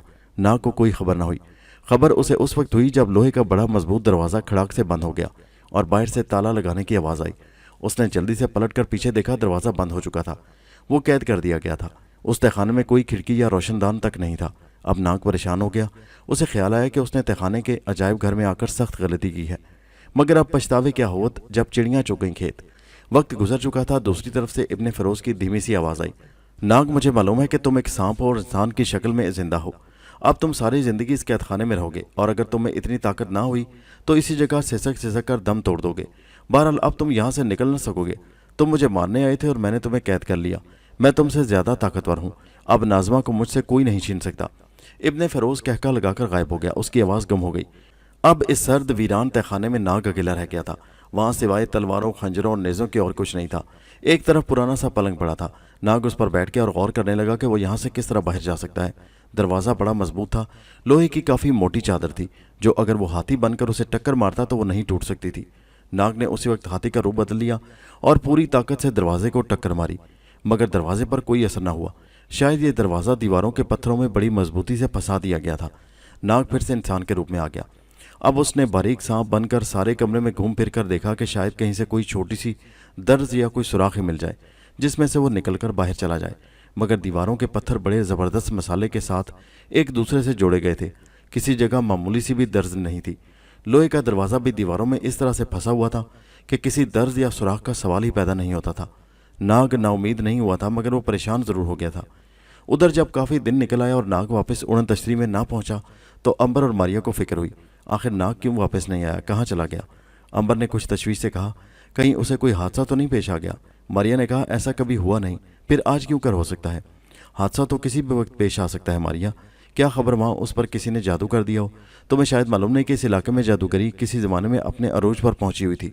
मारिया बोली, तो फिर मैं जाकर मालूम करती हूँ। अंबर ने कहा, तुमने अगर नाग को तलाश कर लिया तो भी तुम उसकी ज़्यादा मदद न कर सकोगी। इस सूरत में मेरा जाना ज़्यादा ज़रूरी है, जैसे तुम्हारी मर्ज़ी। अंबर ने पिस्तौल में 12 गोलियां भरी, उसे फरगल के अंदर छुपाया और शहर की तरफ रवाना हो गया। नाज़मा ने इस अंबर को जाते देखा तो कुछ परेशान होकर मारिया से पूछा, मारिया बहन, अंबर भाई कहाँ जा रहे हैं? नाग अभी तक क्यों नहीं आया? वो मेरे बाप को लेने गया था। मारिया ने उसे असल बात न बताई, बस सिर्फ इतना कहा कि अंबर एक ज़रूरी काम से जा रहा है। नाग, मेरा ख्याल है कि आज शाम तक तुम्हारे वालिद को लेकर यहाँ पहुँच जाएगा, घबराने की कोई ज़रूरत नहीं है। मगर नाज़मा का दिल कह रहा था कि कोई गड़बड़ ज़रूर है। उसने कहा, तुम मुझसे कुछ छुपा तो नहीं रही मारिया बहन? कहीं ऐसा तो नहीं है कि नाग भाई को कोई हादसा पेश आ गया हो? मारिया नाज़मा की जहानत पर बड़ी हैरान हुई कि किस कदर क्याफा शनास है। जल्दी से कहा, अरे नहीं नाज़मा, ऐसी कोई बात नहीं, भला नाग को भी कोई हादसा पेश आ सकता है। तुम्हें शायद मालूम नहीं है कि उसमें छुपी बड़ी ताकतें हैं। नाज़मा ने कहा, वो तो मैं जानती हूँ, मगर उसके बावजूद नाग अभी तक मेरे बाबा को लेकर क्यों नहीं आया? मारिया ने कहा, तुम यूं ही फिक्र कर रही हो, आराम से अपने कमरे में जाकर सो जाओ, सब ठीक हो जाएगा। दिल में मारिया भी बड़ी परेशान थी कि खुदा जाने नाग के साथ क्या हादसा हो गया है, क्योंकि उसे मालूम था कि नाग पर हमला हो सकता है और वो किसी मोहलिक हमले में हलाक भी हो सकता है। कहीं ऐसा ना हो गया हो कि वो सांप बनकर फेरोज पर हमला करने के लिए आगे बढ़ा हो और इब्ने फेरोज ने उस पर तलवार का वार करके उसे मौत के घाट उतार दिया हो। मारिया का दिल बोझल हो गया। उसका दिल चाहा कि वो भी अंबर के पीछे पीछे नाग की तलाश में निकल जाए, लेकिन वो उड़न तश्तरी को तनहा नहीं छोड़ सकती थी। नाज़मा कमरे में जाकर पलंग पर लेट गई और अपने बाबा को याद करके आंसू बहा रही थी। मारिया पैनल पर बैठकर स्क्रीन को तकने लगी। टीवी स्क्रीन पर बाहर का मंजर साफ नजर आ रहा था। सहरा में दूर दूर तक कोई नहीं था। दरिया के किनारे की जानिब एक आदमी ऊंट पर लकड़ियां लादे शहर की जानिब जा रहा था। मारिया को फिर एक आदमी नजर आया जो उड़न तश्तरी वाले खंडर की जानिब चला रहा था। उसकी दाढ़ी थी, सर के बाल बिखरे हुए थे, वो पुराने कपड़ों में था और हाथ में कशकोल था। साफ नजर आ रहा था कि वो कोई फकीर है और भीख मांगता फिरता है। मगर वो उड़न तश्तरी की तरफ किस लिए आ रहा था? शायद ये खंडर में आराम करने आ रहा हो। मारिया गौर से स्क्रीन को देख रही थी। अब फकीर करीब आ गया और वो भी मुंह उठाकर उड़न तश्तरी को तक रहा था। उसके चेहरे पर हैरत और दहशत थी। मारिया ने सोचा कि ये शख्स ख्वामखा इधर आ निकला है। फकीर खंडर के पास आकर दीवार की ओट में हो गया और छुपकर उड़न तश्तरी को जानिब देखने लगा। मारिया ने एक बटन दबाया, उसके साथ ही उड़न तश्तरी के सामने वाले मोटे शीशों पर नीले रंग के शीशे आन गिरे। अब बाहर से कोई शख्स भी अंदर कुछ नहीं देख सकता था। इतने में फकीर खंडर की दीवार की ओट से बाहर निकल आया और उड़न तश्तरी के करीब आकर खड़ा हो गया। वो शायद ये समझ रहा था कि ये कोई इमारत है। कम से कम मारिया को यही ख्याल आया, क्योंकि अब फकीर ने भीख मांगने के लिए सदा लगाई थी, खुदा के नाम पर खैरात दो बाबा। मारिया परेशान हो गई कि अहमक कहाँ से आ गया। अगर वो दुश्मन बनकर आता या उड़न तश्तरी पर हमला करता तो मारिया उसको एक सेकंड में हलाक कर सकती थी, मगर वो तो फकीर बनकर आया था। वो बाहर निकलकर उसे भीख भी नहीं दे सकती थी। फकीर अपनी जगह से हट नहीं रहा था। वो बार बार भीख के लिए सदा लगा रहा था, खुदा के नाम पर बाबा। मारिया परेशान हो गई। ये बला तो चिमट ही गई थी। अचानक उसने सोचा कि क्यों ना नाज़मा को बुलाकर उस फकीर को कुछ देने के लिए कहे। कम अज़ कम इस तरह उससे ये मुसीबत रास्ते से हट जाएगी। मारिया नाज़मा को जाकर बुला लाई और स्क्रीन पर फकीर को दिखाकर बोली, ये एक फकीर जो बाहर खड़ा है बार बार सदा लगा रहा है। ये हमारी उड़न तश्तरी को कोई महल समझ रहा है। जल्दी से जाकर उसे ये एक अशरफी खैरात देकर आओ ताकि ये अपनी राह ले। नाज़मा ने अशरफी ली और उड़न तश्तरी के पिछले दरवाजे से बाहर निकलकर फकीर के सामने आ गई। फकीर ने नाज़मा को देखा तो उसकी बाँछें खिल गईं। वो उसी को तो अगवा करने वहाँ आया था। ये फ़कीर इब्ने फ़ेरोज़ का एक ख़ास दोस्त था और उसी के कहने पर नाज़मा को तलाश करता फिर रहा था। मारिया स्क्रीन पर फ़कीर को देख रही थी। फ़कीर ने नाज़मा को देखकर मुस्कुराकर कुछ कहा जिसे मारिया न सुन सकी। नाज़मा ने हाथ बढ़ाकर अशरफी उसे दी। फ़कीर ने अशरफी लेकर कशकोल में डाली और उसके साथ ही इंतहाई फुर्ती से सीटी बजाई। उसके साथ ही बिजली जैसी तेज़ी के साथ खंडर से एक स्याह रंग का घोड़ा बर्क रफ्तारी से दौड़ता हुआ उसके पास आ गया। फ़कीर ने नाज़मा को पकड़कर उछाला और फिर खुद भी घोड़े पर बैठकर वहाँ से भाग गया। ये सब कुछ इतनी तेज़ी से हो गया कि मारिया देखती रह गई। उसने उड़न तश्तरी से रोशनी की शुआ फेंकी, मगर घोड़ा हवा से बातें करता सहरा में दूर निकल चुका था। मारिया लपक कर बाहर आ गई और घोड़े को नाज़मा समेत सहरा में गायब होते बेबसी से देखती रह गई। उसे उड़न तश्तरी उड़ानी नहीं आती थी, वरना वो उड़न तश्तरी लेकर घोड़े के सर पर आ जाती और उसे हरगिज़ जिंदा न छोड़ती। मगर नाज़मा उसके हाथों से निकल चुकी थी और वो कुछ न कर सकी थी। वो हाथ मलती रह गई। परेशान होकर उड़न तश्तरी में आकर बैठ गई। सोचने लगी कि अब क्या करे। उधर अंबर सीधा नाज़मा के बाप के पास पहुंचा। वो नाज़मा की राह देख रहा था। अंबर ने उसे सारा हाल सुनाया कि नाग गायब है, अभी तक वापस नहीं आया। ताजर उमर भी परेशान हो गया। बोला, कहीं ऐसा तो नहीं हुआ कि इब्ने फ़िरोज़ के ग़ुलामों ने उसे मार डाला हो? तुम नहीं जानते, इब्ने फ़िरोज़ बड़ा मक्कार है। वो कई आदमियों को इसी तरह कत्ल कर चुका है। अंबर ने कहा, तुम मुझे इब्ने फ़िरोज़ के घर का पता बताओ, मैं खुद जाकर मालूम करता हूँ कि हालात क्या हो गए हैं। ताजर उमर ने अंबर को फ़िरोज़ की हवेली का ठिकाना बताया। अंबर वहाँ चल दिया। अब वो शहर में इब्ने फ़िरोज़ की हवेली के बाहर खड़ा था। बाहर दरवाजे पर एक ग़ुलाम पहरा दे रहा था। अंबर कुछ देर सोचता रहा, फिर आगे बढ़कर उसने पहरेदार ग़ुलाम से कहा, क्या मैं तुम्हारे मालिक से मिल सकता हूँ? ग़ुलाम ने पूछा, तुम कौन और मेरे आका से किस लिए मिलना चाहते हो? अंबर ने कहा, अच्छा मैं फिर आऊँगा। अंबर ने सोचा कि इस तरह से इब्ने फ़िरोज़ से मिलने से कुछ हासिल ना होगा, बेहतर यह है कि किसी दूसरे बेस में आकर यहाँ मिला जाए। बस अंबर वहाँ से सीधा उड़न तश्तरी में आ गया। यहाँ आकर मारिया ने उसे नाज़मा के अगवा का किस्सा सुनाया तो वो और ज़्यादा परेशान हो गया। अब उसे नाग के साथ साथ नाज़मा को भी ढूंढ कर लाना था। उसने मारिया से कहा, मारिया बहन, तुम उड़न तश्तरी से हरगिज़ बाहर मत निकलना, इसे अंदर से बंद रखना। मैं बहुत जल्द लौट आऊँगा। हो सकता है मुझे 2-1 दिन लग जाए। घबराना नहीं, मैं कामयाब होकर वापस आऊँगा। अंबर ने एक गरीब बूढ़े का भेस बदला और सीधा इब्ने फरोज की हवेली के बाहर आ गया। उसने पहरेदार से कहा कि वो गरीब है, बेकार है, क्या उसे नौकरी मिल जाएगी? पहरेदार ने उसे भगाना चाहा। इतने में इब्ने फरोज ने खिड़की में से झांक कर नीचे देखा। ये क्या शोर मचा रखा है नीचे तुम लोगों ने? पहरेदार कुछ कहने ही वाला था कि अंबर ने झुककर इब्ने फरोज को सलाम किया और कांपती आवाज में बोला, हजूर का इकबाल बुलंद हो, मैं बूढ़ा हूँ, शहर में भूखा मारा मारा फिरता हूँ। अगर हजूर के दर पर नौकरी मिल जाए तो सारी जिंदगी दुआएं दूंगा। इब्ने फरोज ने अंबर के फटे पुराने कपड़ों को देखकर उस पर तरस खाते हुए पहरेदार से कहा, इसे किसी काम पर लगा दो। अंबर बड़ा खुश हुआ, वो यही चाहता था। उसे बावर्ची खाने में बर्तन धोने पर लगा दिया गया। शाम तक अंबर बावर्ची खाने में काम करता रहा। रात को वह कनीज के साथ खाने का तश्त उठाकर इब्ने फरोज के कमरे में गया। इब्ने फरोज ने अपने एक दोस्त के साथ बड़े मजे से दीवान पर रेशमी गाँव तकियों के सहारे बैठा था। कनीज खाना मेज पर रख दिया। अंबर ने भी पानी का तश्त कालीन पर रख दिया। इब्ने फरोज के दोस्त ने अंबर की तरफ देखकर पूछा, ये बूढ़ा कौन है? पहले तो मैंने इसे यहाँ कभी नहीं देखा। इब्ने फरोज कहने लगा, ये एक गरीब आदमी है, बेचारा शहर में भूखों मर रहा था। मैंने सोचा बूढ़ा आदमी है, जिंदगी के जो 4 दिन बाकी रह गए हैं मेरे यहाँ पड़ा रहेगा। अंबर ने झुककर सलाम किया और दिल में हंसता हुआ बाहर निकल गया। इब्ने फरोज को क्या खबर थी कि जिस बूढ़े की जिंदगी के वो 4 दिन समझ रहा है वो 5000 बरस से जिंदा है, और जाने अभी कितने हजार बरस उसे और जिंदा रहना था। अंबर उन दोनों की बातें सुनना चाहता था क्योंकि उसे मालूम था कि नाज़मा को अगवा करके इब्ने फरोज का दोस्त इसी जगह लाएगा। अंबर ने एक तश्त में कुछ फल रखे और उसी बहाने से वो इब्ने फरोज के कमरे की तरफ आ गया। दरवाजे पर आकर उसने दाएं बाएं देखकर तसल्ली कर ली कि वहाँ कोई नहीं है। फिर कान लगाकर अंदर होने वाली बातें सुनने लगा। इब्ने फरोज का दोस्त कह रहा था, मैंने तुम्हारे लिए जान की बाजी लगा दी थी। इब्ने फरोज बोला, मैं तुम्हारा शुक्रगुजार हूँ दोस्त। मैंने तुम्हें जो 10,000 सोने की अशरफियाँ दी हैं ये तुम्हारे काम की असल कीमत नहीं है। मैं तुम्हारे एहसान का बदला कभी नहीं दे सकता। उसका दोस्त हंसा, फिर बोला, मगर यार वो अजीब सी इमारत है, उसमें से एक तेज़ रोशनी मेरे पीछे निकली थी। मेरा तो ख्याल है कि ये किसी जादूगर का काम है। इब्ने फरोज बोला, अरे नहीं दोस्त, मेरा ख्याल है कि रोम के बाजीगर इस किस्म के घर बनाकर रहा करते हैं। ये घर पहियों पर चलते फिरते रहते हैं। हो सकता है रोम या स्पेन के बाजीगर वहाँ उतरे हों। बहरहाल नाज़मा मेरे कब्जे में आ चुकी है। अब मुझे उन लोगों से कोई दिलचस्पी नहीं है। अंबर समझ गया कि नाज़मा इब्ने फरोज के पास आ चुकी है। अब बाकी ये मालूम करना था कि नाज़मा को उन लोगों ने किस जगह रखा हुआ है। अंबर दरवाजे से कान लगाए बातें सुन रहा था कि उधर से अचानक एक कनीज सामने आ गई। अंबर ने जल्दी से दरवाजे को आहिस्ता से खटखटा दिया। कनीज ने अंबर की तरफ जरा सा घूर कर देखा और आगे निकल गई। अंदर से इब्ने फरोज ने आवाज़ दी, कौन है बाहर? अंबर ने कहा, हजूर फल लाया हूँ, अगर इजाज़त हो तो पेश कर दूँ। इब्ने फरोज ने उसे अंदर से आवाज़ दी, आ जाओ। अंबर फल का तश लिए अंदर चला गया। इब्ने फरोज को उस वक्त अंबर का आना बुरा लगा। उसने मुंह बनाकर कहा, तुम वक्त बे वक्त इधर क्यों आते रहते हो? अंबर ने हड़कला कर कहा, नहीं हजूर, मैं तो आपकी खिदमत के लिए आता हूँ। ये फल बड़े ताज़ा थे, मैंने सोचा कि आपकी खिदमत में पेश कर दूँ। अच्छा आप दफ़ा हो जाओ और ख़बरदार दोबारा मत आना। बहुत बेहतर हजूर। अंबर खामोशी से सर झुकाकर बाहर निकल गया। उसका मकसद पूरा नहीं हुआ था। उसे अभी तक ये भी मालूम नहीं हुआ था कि नाग कहाँ है और नाज़मा को किस जगह कैद रखा गया है। अंबर बावर्ची खाने में चला गया। रात को उसने थोड़ा बहुत खाना खाया और नौकरों से बातें करता रहा। फिर अपनी कोठली में आकर लेटा ही था कि उसे बाहर किसी के तेज़ तेज़ कदमों की आवाज़ सुनाई दी। अंबर ने कान उधर लगा दिए। आवाज़ दूर होती चली गई। अंबर को कुछ शक हुआ। वो कोठली से बाहर निकलकर एक सतून के पीछे जाकर छुप गया कि देखें मामला क्या है। बरामदे में अंधेरा था। दूर कोने में एक दिया जल रहा था। उसकी रोशनी वहीं तक महदूद थी।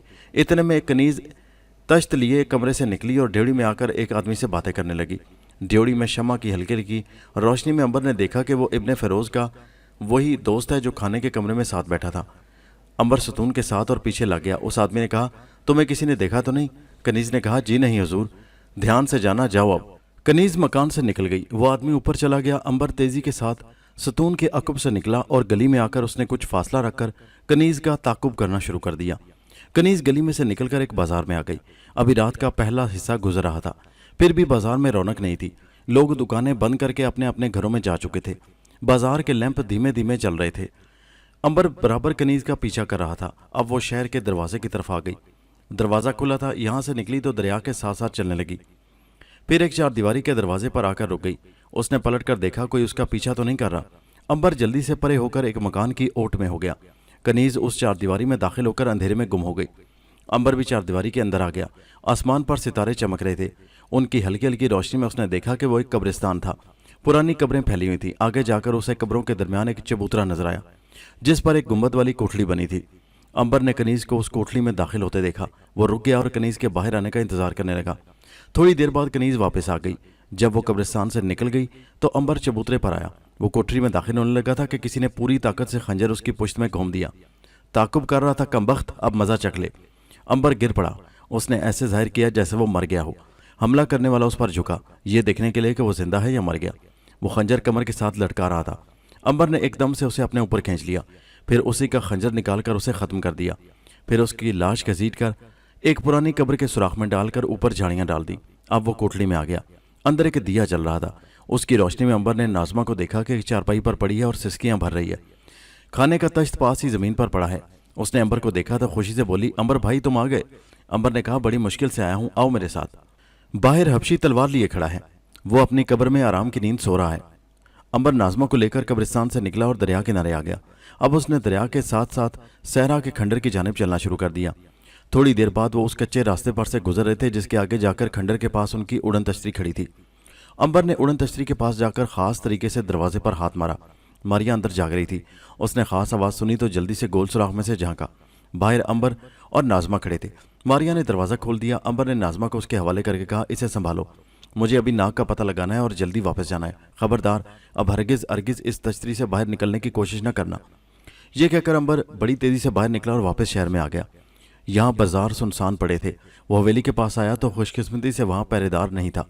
अंबर हवेली के अंदर जाकर ड्योढ़ी में से गुजरता अपनी कोठली में आकर लेट गया। दिन निकला तो वह बावर्ची खाने में आ गया और दूसरे नौकरों के साथ मिलकर नाश्ता तैयार करने लगा। वो नाश्ता लेकर ऊपर गया तो मालूम हुआ कि इब्ने फ़िरोज़ वहाँ नहीं है। अंबर का माथा ठनका कि ज़रूर उसे पता चल गया होगा। वो दूसरे कामों में लग गया। थोड़ी देर बाद इब्ने फ़िरोज़ आ गया। वो बेहद परेशान था। उसका दोस्त भी उसके साथ ही था। इब्ने फ़िरोज़ तेज़ तेज़ चलता अपने कमरे में आ गया और अंदर दोनों की तेज़ तेज़ बातें होने लगी जिसे सुनने की अंबर को ज़रूरत ना थी। उसे मालूम था कि वो नाज़मा के फ़रार के बारे में बातें कर रहे होंगे। अब अंबर नाक की तलाश में था। दोपहर तक इब्ने फ़िरोज़ वापस ना आया। वो नाश्ता किए बगैर अपने दोस्त के साथ निकल गया था। वो रात को आया और पहले से ज़्यादा गुस्से में था। साफ लगता था कि वो नाज़मा को हासिल ना कर सकने और उसके फ़रार से परेशान है। सारे घर की फ़ज़ा ख़राब हो गई थी। रात का खाना लेकर अंबर कनीज़ के साथ जाने लगा तो कनीज़ ने उसे कहा, आज मालिक खाना नहीं खाएंगे। अंबर ने पूछा, वो क्यों? कह जो दिया, चुप रहो, मालिक सख्त गुस्से में है। अंबर ने बावर्ची से बातें शुरू कर दी। इतने में एक गुलाम ने आकर कहा, अंबर बूढ़े, तुझे मालिक याद कर रहे हैं। अंबर घबराया कि ज़रूर उसे पता चल गया है। वो इब्ने फ़िरोज़ के कमरे में आया तो वो बेचैनी से टहल रहा था। अंबर ने जाकर झुककर सलाम किया तो वो गुस्से में उससे बोला, रात तुम मेरे कमरे के बाहर खड़े हुए हमारी बातें क्यों सुन रहे थे? अंबर ने कहा, मेरे आका, मैं तो फल लेकर अंदर आ रहा था। बकवास करते हो तुम जासूस हो। सच सच बताओ, तुम्हें किसने यहाँ भेजा है? हजूर, मैं तो एक गरीब बेबस बूढ़ा हूँ। आपने मुझे पनाह दी है, आपकी जानो माल को दुआएं दे रहा हूँ। खामोश रहे बूढ़े कुत्ते। फिर उसने ताली बजाई। 2 हट्टे कट्टे गुलाम अंदर आ गए। इसे ले जाकर तहखाने में बंद कर दो। हबशी घसीटते हुए अंबर को नीचे ले गए और एक तहखाने में ले जाकर उसे बंद कर दिया। अंबर के लिए वो तहखाना कोई हैसियत नहीं रखता था। उसे तो ये मालूम करना था कि नाग कहाँ है। सारी रात वो तहखाने में पड़ा रहा। सुबह को इब्ने फ़िरोज़ अपने दोनों गुलामों के साथ अंदर आया और बोला, अगर तुम सच सच बता दो कि मेरे गुलाम को कत्ल करने के बाद तुम नाज़मा को कहाँ ले गए हो तो मैं तुम्हें छोड़ दूंगा, नहीं तो अभी तुम्हारी गर्दन तन से जुदा कर दी जाएगी। अंबर ने कहा, हजूर, मुझे कुछ मालूम नहीं कि आप क्या कह रहे हैं। मैंने किसी को कत्ल नहीं किया। इब्ने फ़िरोज़ ने अंबर को गाली दी। इस पर अंबर ने अपनी बनावटी दाढ़ी नोच कर फेंक दी और इब्ने फ़िरोज़ को गिरबान से पकड़कर इस जोर से खींचा कि वो औंधे मुंह गिर पड़ा। जलील आदमी, तेरा बाप भी अगर चाहे तो अब नाज़मा की हवा तक भी नहीं पहुंच सकता। हबशी अंबर पर टूट पड़े। इब्ने फ़िरोज़ ने चीख कर कहा, इसका कीमा कर दो। दोनों हबशी तलवारें मार मार के अंबर के जिस्म को काटने लगे, मगर वहाँ कोई असर होता तो कोई बात भी थी। तलवारें गोया किसी सख्त चट्टान से टकरा कर वापस आ रही थी। आखिर हबशियों की तलवारें टूट गईं और दस्ते उनके हाथों में रह गए। अंबर ने दोनों हबशियों की गर्दनों को पकड़कर इस जोर से उनके सर टकराए कि उनकी खोपड़ियाँ पाश पाश हो गईं। वो दोनों मर गए। ये माजरा देखकर इब्ने फ़िरोज़ बाहर को भागा। अंबर ने उसका पीछा किया मगर वो गायब हो चुका था। अंबर ने सारे घर में उसे तलाश किया मगर इब्ने फ़िरोज़ कहीं नजर न आया। सारे घर के नौकर अंबर के पीछे पड़ गए। गुलामों ने उस पर हमले किए मगर अंबर पर कोई असर न हुआ। उसने एक गुलाम की गर्दन तोड़ दी, दूसरे का सर खोल दिया, तीसरे की टांगें तोड़कर फेंक दी। बाकी गुलाम भाग गए। कनीज़ें सहमी हुई खड़ी थी और कांप रही थी। अंबर ने कनीज़ से कहा, क्या तुम्हें मालूम है कि नजूमी नाग यहाँ किस जगह कैद है? असल में सिवाय इब्ने फ़िरोज़ के किसी को भी मालूम न था कि नाग किस जगह पर कैद है। अंबर जब नाकाम हो गया तो उसने सब नौकरों को एक जगह जमा करके कहा, सुनो, अब सिर्फ एक आदमी रह गया जिससे मैं पूछगिछ करना चाहता हूँ, और वो है इब्ने फ़िरोज़ का दोस्त। खबरदार, अगर किसी ने उसको बताया कि मैं नाग की तलाश में यहाँ आया हूँ तो मैं उसे जिंदा नहीं छोड़ूंगा। सब नौकरों ने कहा, हम आपके हुक्म की तामील करेंगे। रात हुई तो इब्ने फ़िरोज़ का दोस्त अंदर आ गया। उसने इब्ने फ़िरोज़ का पूछा तो अंबर ने कहा, वो अपने कमरे में आपका इंतजार कर रहे हैं। दोस्त ने कहा, तुम कौन हो? तुम्हें मैंने पहले कभी यहाँ नहीं देखा, क्योंकि अब अंबर की दाढ़ी नहीं थी। उसने जवाब दिया, मैं आपके दोस्त इब्ने फ़िरोज़ का भांजा हूँ, आज ही मिस्र से आया हूँ। ابن فیروز کا دوست بڑبڑاتا ہوا ابن فیروز کے کمرے میں آ گیا۔ کمرہ خالی تھا، اتنے میں انبر بھی وہاں آ گیا۔ اس نے آتے ہی اندر دروازہ بند کر لیا اور اسے کہا، میری بات غور سے سنو، میرا نام انبر ہے، میں نے ناظمہ کو قبرستان سے اغوا کر لیا ہے۔ میں نے تمہارے پہرے دار کو ہلاک کر دیا ہے کیونکہ اس نے مجھ پر حملہ کیا تھا۔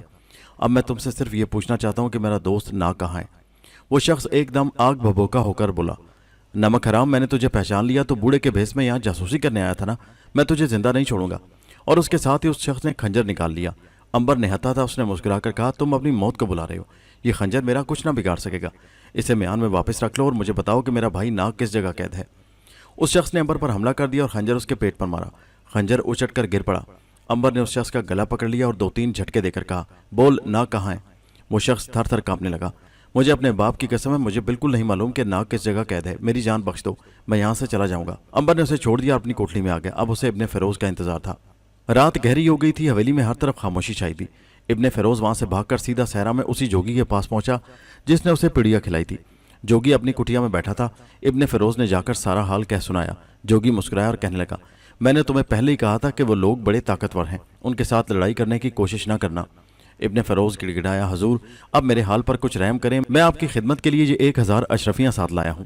جوگی نے کہا، میں جھوٹ بول کر اپنے گرو کو ناراض نہیں کروں گا، یہ اشرفیاں تم اپنے ساتھ ہی لے جاؤ، تمہارے لیے میں جو کچھ کر سکتا تھا میں نے کر دیا، میں تمہیں ناگ کے زہر سے بچا سکتا تھا، اس کے آگے میں مجبور ہوں۔ ابن فیروز نے ناامید ہو کر کہا، حضور یہ لوگ ایک عجیب سے مکان میں رہتے ہیں، اس میں سے روشنی کی ایک شعاع نکلتی ہے، جس پر وہ شعاع پڑ جائے وہ جل کر بھسم ہو جاتا ہے۔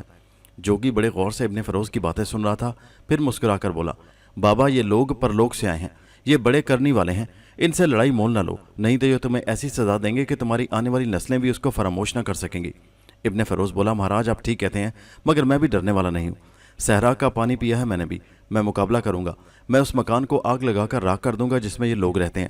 جوگی مسکرایا، بابا اب تم جاؤ اور مقابلہ کرو اگر کر سکتے ہو، میری تمہیں اب بھی یہی ہدایت ہے کہ ان سے ٹکر لینے کا خیال دل سے نکال دو۔ ابن فیروز واپس ہو گیا۔ ناگ کو تہخانے میں 1 رات اور 1 دن گزر گیا تھا۔ اب وہ پریشان ہو گیا کہ انبر اور ماریا کیا سوچ رہے ہوں گے۔ بھوک پیاس تو اسے لگتی نہیں تھی، یعنی اگر وہ چاہے تو کئی روز تک کھائے پیے بغیر گزارا کر سکتا تھا۔ اس نے سوچا کہ یہاں سے نکلنے کی کوئی ترکیب کرنی چاہیے۔ اچانک اسے خیال آیا کہ وہ سانپوں کی مدد حاصل کر سکتا ہے۔ مصیبت یہ تھی کہ وہ سانپ وہاں آئیں گے کدھر سے، کیونکہ تہخانہ لوہے اور پتھر کی دیواروں سے بنایا گیا تھا۔ اس کے باوجود ناگ نے سانپوں کو بلانے کا فیصلہ کر لیا۔ اس نے آنکھیں بند کر کے دھیان کیا اور سانپوں کو آوازیں دی۔ اس علاقے میں ارد گرد جتنے سانپ تھے وہ بھاگتے ہوئے تہخانے کے فرش کے نیچے آ گئے۔ سانپوں نے بل بنانا شروع کر دیے۔ زمین کھودتے کھودتے آخر وہ تہخانے کے فرش پر نکل آئے۔ کوئی 50 کے قریب چھوٹے بڑے سانپ تھے۔ انہوں نے ناگ کے سامنے آتے ہی سر جھکا دیے۔ سب سے بڑے سانپ نے کہا، ناگ دیوتا ہماری خوش قسمتی ہے کہ آپ ہمارے ملک میں تشریف لائیں، ہمارے لیے کوئی خدمت ہو تو فرمائیے۔ ناگ نے کہا، اس سامنے والی دیوار میں سوراخ کر دو، بس تم لوگوں کی اسی خدمت کی مجھے ضرورت ہے۔ بڑے سانپ نے سر جھکا کر کہا، یہ بھی کوئی مشکل کام ہے حضور، ابھی سوراخ کیے دیتے ہیں۔ سارے کے سارے سانپ باری باری پتھر میں سوراخ کرنے لگ گئے۔ کوئی 1 گھنٹے کی کوشش کے بعد پتھر کے بیچ کی جگہ پر انہوں نے ایک چھوٹا سا سوراخ کر دیا۔ ناگ نے کہا، اب تم جا سکتے ہو۔ سانپوں نے سر جھکا کر خداحافظ کہا اور باری باری زمین کے سوراخ میں گم ہوتے چلے گئے۔ ان کے جانے کے بعد ناگ نے فوراً ایک پتلے سے سبز سانپ کا روپ دھارا اور تہخانے کی دیوار کے سوراخ میں سے باہر نکل گیا۔ باہر آتے ہی اس نے تازہ ہوا میں گہرا سانس لیا اور دیوار پر رنگتا ہوا حویلی کی ڈیوڑی کی طرف چل پڑا۔ رات آدھی سے زیادہ گزر چکی تھی۔ ناگ رنگتا ہوا ڈیوڑی میں سے گزر رہا تھا کہ اسے انبر کی بو محسوس ہوئی۔ وہ رک گیا اور جدھر سے انبر کی بو آ رہی تھی ادھر کو چل دیا۔ برآمدے کی دیوار کے پاس ایک کوٹلی تھی جس کے اندر سے انبر کی بو آ رہی تھی۔ سانپ کوٹلی کی درز میں سے اندر چلا گیا۔ کیا دیکھتا ہے کہ سچ مچ انبر ایک بستر میں سو رہا ہے۔ ناگ اسی وقت انسان کی شکل میں آ گیا اور انبر کو جگا کر بولا، تم یہاں کہاں انبر بھائی؟ انبر آنکھیں ملتا ہوا اٹھ کر بیٹھ گیا۔ خدا کا شکر ہے کہ تمہاری شکل پھر سے دیکھی، میں تو سمجھا تھا کہ تم کسی بڑی مصیبت میں پھنس گئے ہو۔ ماریا بھی بے حد پریشان تھی۔ ناگ نے کہا، ویسے تو میں ایک بڑی مصیبت میں پھنس گیا تھا، کمبخت ابن فیروز نے دھوکے سے ایک ایسے تہخانے میں مجھے بند کر دیا تھا جس کی دیواریں پتھر کی اور دروازہ لوہے کا تھا۔ بس کسی نہ کسی طرح نکل کر آ گیا ہوں۔ اب یہ بتاؤ کہ ناظمہ کہاں ہے؟ انبر نے اسے بتایا کہ ناظمہ کو میں نے پھر سے اڑن تشتری میں پہنچا دیا ہے اور اب ابن فیروز کی تلاش میں ہوں کہ اس سے بدلہ لیا جائے، کیونکہ اگر ہم ناظمہ کو اسی کے باپ کے حوالے کر کے یہاں سے چلے گئے تو وہ ان لوگوں کو زندہ نہیں چھوڑے گا، ان کی حویلی کو آگ لگا دے گا اور ناظمہ کے باپ کو قتل کرا دے گا۔ ناگ نے کہا، اس کمبخت کو میں نے پورے زور کے ساتھ ڈسا تھا، مگر حیرانی ہے کہ پھر بھی زندہ بچ گیا۔ یہ بات آج تک میری سمجھ میں نہیں آئی۔ ہو سکتا ہے کہ اس کے خون میں ایسے اثرات ہوں کہ اس پر زہر کا اثر نہ ہوتا ہو، کیونکہ بعض لوگوں کے خون پر زہر کا اثر نہیں ہوا کرتا، میں نے ایسے آدمی دیکھے ہیں۔ بس پھر یہ بھی انہی آدمیوں میں سے ہے، مگر تم فکر نہ کرو، اسے میں کسی دوسرے طریقے سے جہنم میں پہنچا دوں گا۔ انبر نے کہا، میرا خیال ہے کہ اب وہ اس جگہ شاید نہیں آئے گا۔ نہیں، وہ ضرور آئے گا، तुम वापस मारिया के पास जाओ, मैं उस मुजी कातिल का इंतजार करूंगा। अंबर वापस उड़न तशरी में आ गया। नाग हवेली में ही इब्ने फ़िरोज़ का इंतजार करने लगा। सारा दिन वो इंतजार करता रहा मगर इब्ने फ़िरोज़ ना आया। रात को नाग भी वापस आ गया। वो अपने साथ नाज़मा के बाप को भी उड़न तशरी में ले आया। बाप ने बेटी को गले लगा लिया। खुशी से उसकी आंखों में आंसू आ गए। अंबर ने ताजिर उमर को समझाया कि अभी नाज़मा का घर वापस जाना ठीक नहीं। इब्ने फ़िरोज़ एक मक्कार दुश्मन है, वो अगर जिंदा रहा तो ज़रूर वार करेगा, इसलिए जब तक उसका काम तमाम नहीं हो जाता हमारे पास ही नाज़मा रहे तो बेहतर है। नाज़मा का बाप बोला, जैसे आप लोगों की मर्जी होगी वैसा ही हम करेंगे। इब्ने फ़िरोज़ मेरा पुराना दुश्मन है, वो मेरे घर को तबाह करने की पूरी कोशिश करेगा। मैं खुद भी यही चाहता हूँ कि नाज़मा इसी जगह रहे। जब मेरा दुश्मन ख़त्म हो जाएगा तो फिर मैं इसे बुला लूँगा। ताजिर उमर वापस अपने घर चला गया। नाग ने सोचा कि इब्ने फ़िरोज़ को जब तक ये खबर मिलती रहेगी कि नाग उसके घर में है वो वापस नहीं आएगा, इसलिए बेहतर यही है कि किसी दूसरी शक्ल में उसका इंतज़ार किया जाए। बस उसने ऐसा किया कि हर रोज़ सुबह शाम एक सुनहरी चिड़िया के रूप में इब्ने फ़िरोज़ की हवेली में चला जाता और पता करता कि वो भी आया है या नहीं। इब्ने फ़िरोज़ एक दोस्त के यहाँ छुपा हुआ था और जवाबी हमला करने की साजिश कर रहा था। इब्ने फ़िरोज़ के दोस्त का नाम शाहरुख था। वो बड़ा चालाक, अयार और मक्कार जासूस था। किसी ज़माने में बादशाह मिस्र का ख़ास जासूस रह चुका था। भेस बदलने में बड़ा माहिर था। औरत का रूप इस तरह से बदलता कि किसी को शक नहीं हो सकता था। इब्ने फ़िरोज़ ने उससे मदद मांगी और कहा, मैं चाहता हूँ कि जहाँ मेरे दुश्मन का अड्डा है उसे तबाह कर दिया जाए। ये कौन सी बड़ी बात है, मुझे बताओ कि तुम्हारा दुश्मन किस जगह रहता है। इब्ने फ़िरोज़ ने कहा, ये लोग कोई जादूगर किस्म के हैं। शहर से बाहर खंडर के पास उन्होंने एक जादू का घर बना रखा है, उसमें रहते हैं। अगर तुम किसी तरह से उनके घर में जाकर उन्हें तबाह कर सको तो मैं सारी ज़िंदगी तुम्हारा एहसान नहीं भूलूंगा और तुम्हें मुंह मांगा इनाम भी दूंगा। शाहरुख गर्दन अकड़ा कर बोला, मैं उनके जादू घर को तहस नहस कर दूंगा, मुझसे वो बच नहीं सकते। मैं अगर चाहूँ तो आसमान के तारे तोड़कर भी ला सकता हूँ। इब्ने फ़िरोज़ को बड़ा हौसला हुआ। उसने सोने की अशरफियों की एक थैली उसे देकर कहा, ये तुम्हारे ज़रूरी खर्च के लिए है। जब तुम मेरे दुश्मनों को ख़त्म कर दोगे तो मैं तुम्हें और दौलत दूंगा। और हाँ, वहाँ नाज़मा भी रहती है, उसे ज़रूर किसी तरीके से पहले अगवा करके मुझ तक पहुँचाना होगा, फिर उस घर को तबाह करना होगा। ऐसा ही होगा। तुम नाज़मा को पहचान लोगे ना? क्यों नहीं, मैंने उसे उसके बाप के घर पर कई बार देखा है। बस शाहरुख ने ज़रूरी तैयारी शुरू कर दी। उसने एक ज़ईफ़ औरत का रूप बदला और लाठी हाथ में लेकर गले में मन के मालाएँ डालकर सहरा में उस तरफ चल पड़ा जहाँ इब्ने फ़िरोज़ ने उसे बताया था कि जादूघर यानी उड़न तश्तरी है। शाहरुख बिल्कुल एक बूढ़ी औरत मालूम हो रहा था। शहर से बाहर निकलकर वो खजूर के बीच में से जाने वाले कच्चे रास्ते पर आ गया। यहाँ से बाहर निकला तो उसके सामने ही सहरा शुरू हो रहा था। दूर एक जगह उसे खंडर की टूटी फूटी इमारत नजर आई। शाहरुख उस तरफ आ गया। खंडर के पास आकर उसने निगाह डाली तो सामने उसे एक अजीब सी शय नजर आई। ये चमकती हुई गोल इमारत थी जिसकी गोल दीवारों में गोल गोल सुराख थे जो चमक रहे थे। शाहरुख एक पल के लिए उस अजीब व गरीब चीज़ को देखता ही रह गया। फिर वो कमर पर हाथ रखे बूढ़ी औरत की तरह लाठी के सहारे चलता हुआ उड़न तश्तरी के करीब आ गया। उस वक्त सुबह का पहला पहर था। नाश्ते के बाद नाग अंबर के साथ शहर गया हुआ था। मारिया सो रही थी और नाज़मा अकेली अपने कमरे में बैठी गोल सुराख में से बाहर देख रही थी। उसने जो एक बूढ़ी औरत को लाठी टेकते अपनी तरफ आते देखा तो उसे गौर से तकने लगी। शाहरुख ने करीब आकर शीशे की खिड़की में से नाज़मा को देख लिया।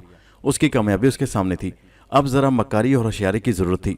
शाहरुख ने हाथ जोड़कर कहा, बेटी भूख लगी है, खुदा के नाम पर बूढ़ी औरत को कुछ खाने को दो, अल्लाह तुम्हारा भला करे। नाज़मा को उस औरत की हालत देखकर बड़ा तरस आया।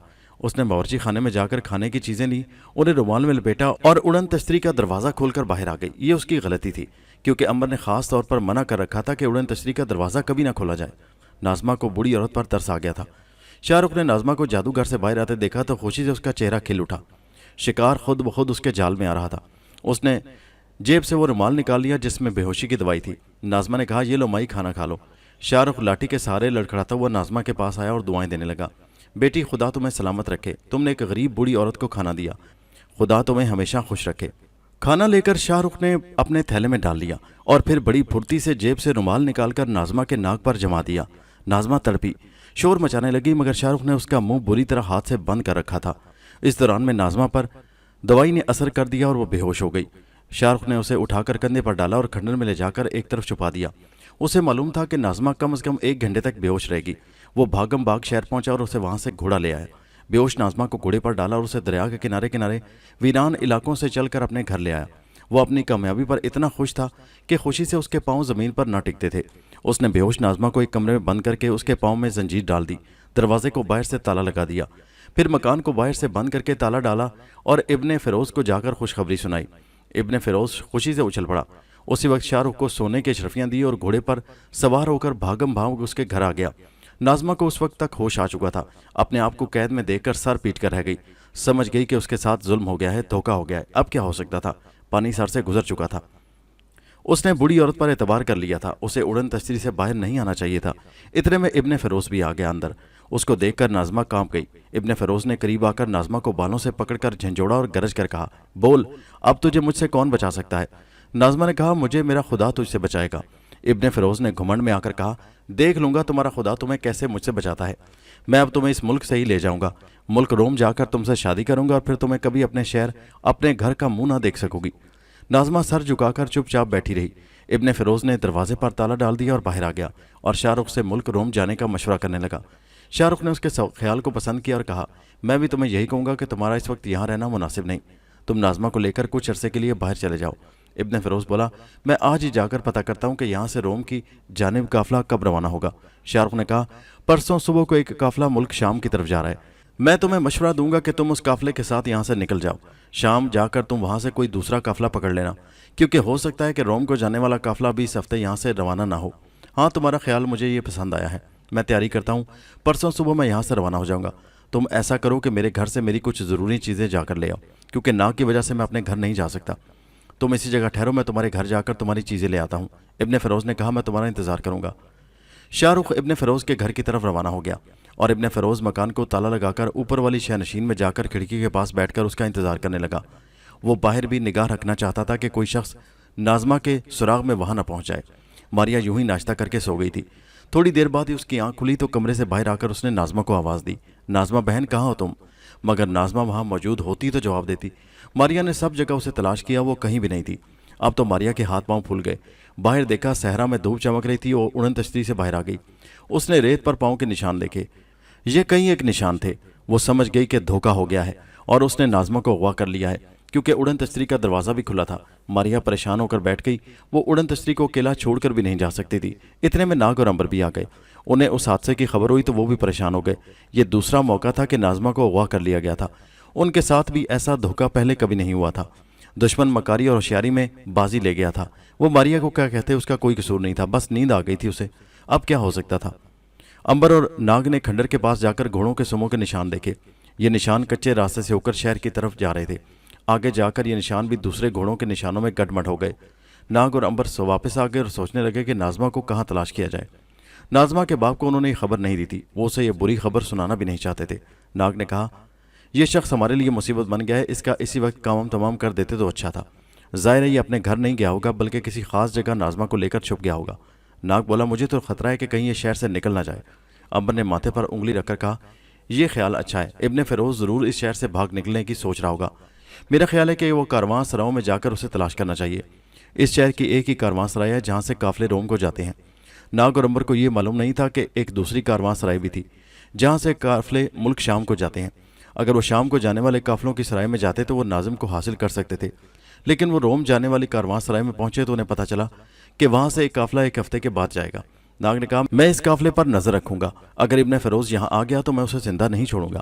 ساری رات امبر اور ناگ اور ماریا جا کر سوچتے رہے کہ کہاں ناظمہ کو تلاش کیا جا سکتا ہے۔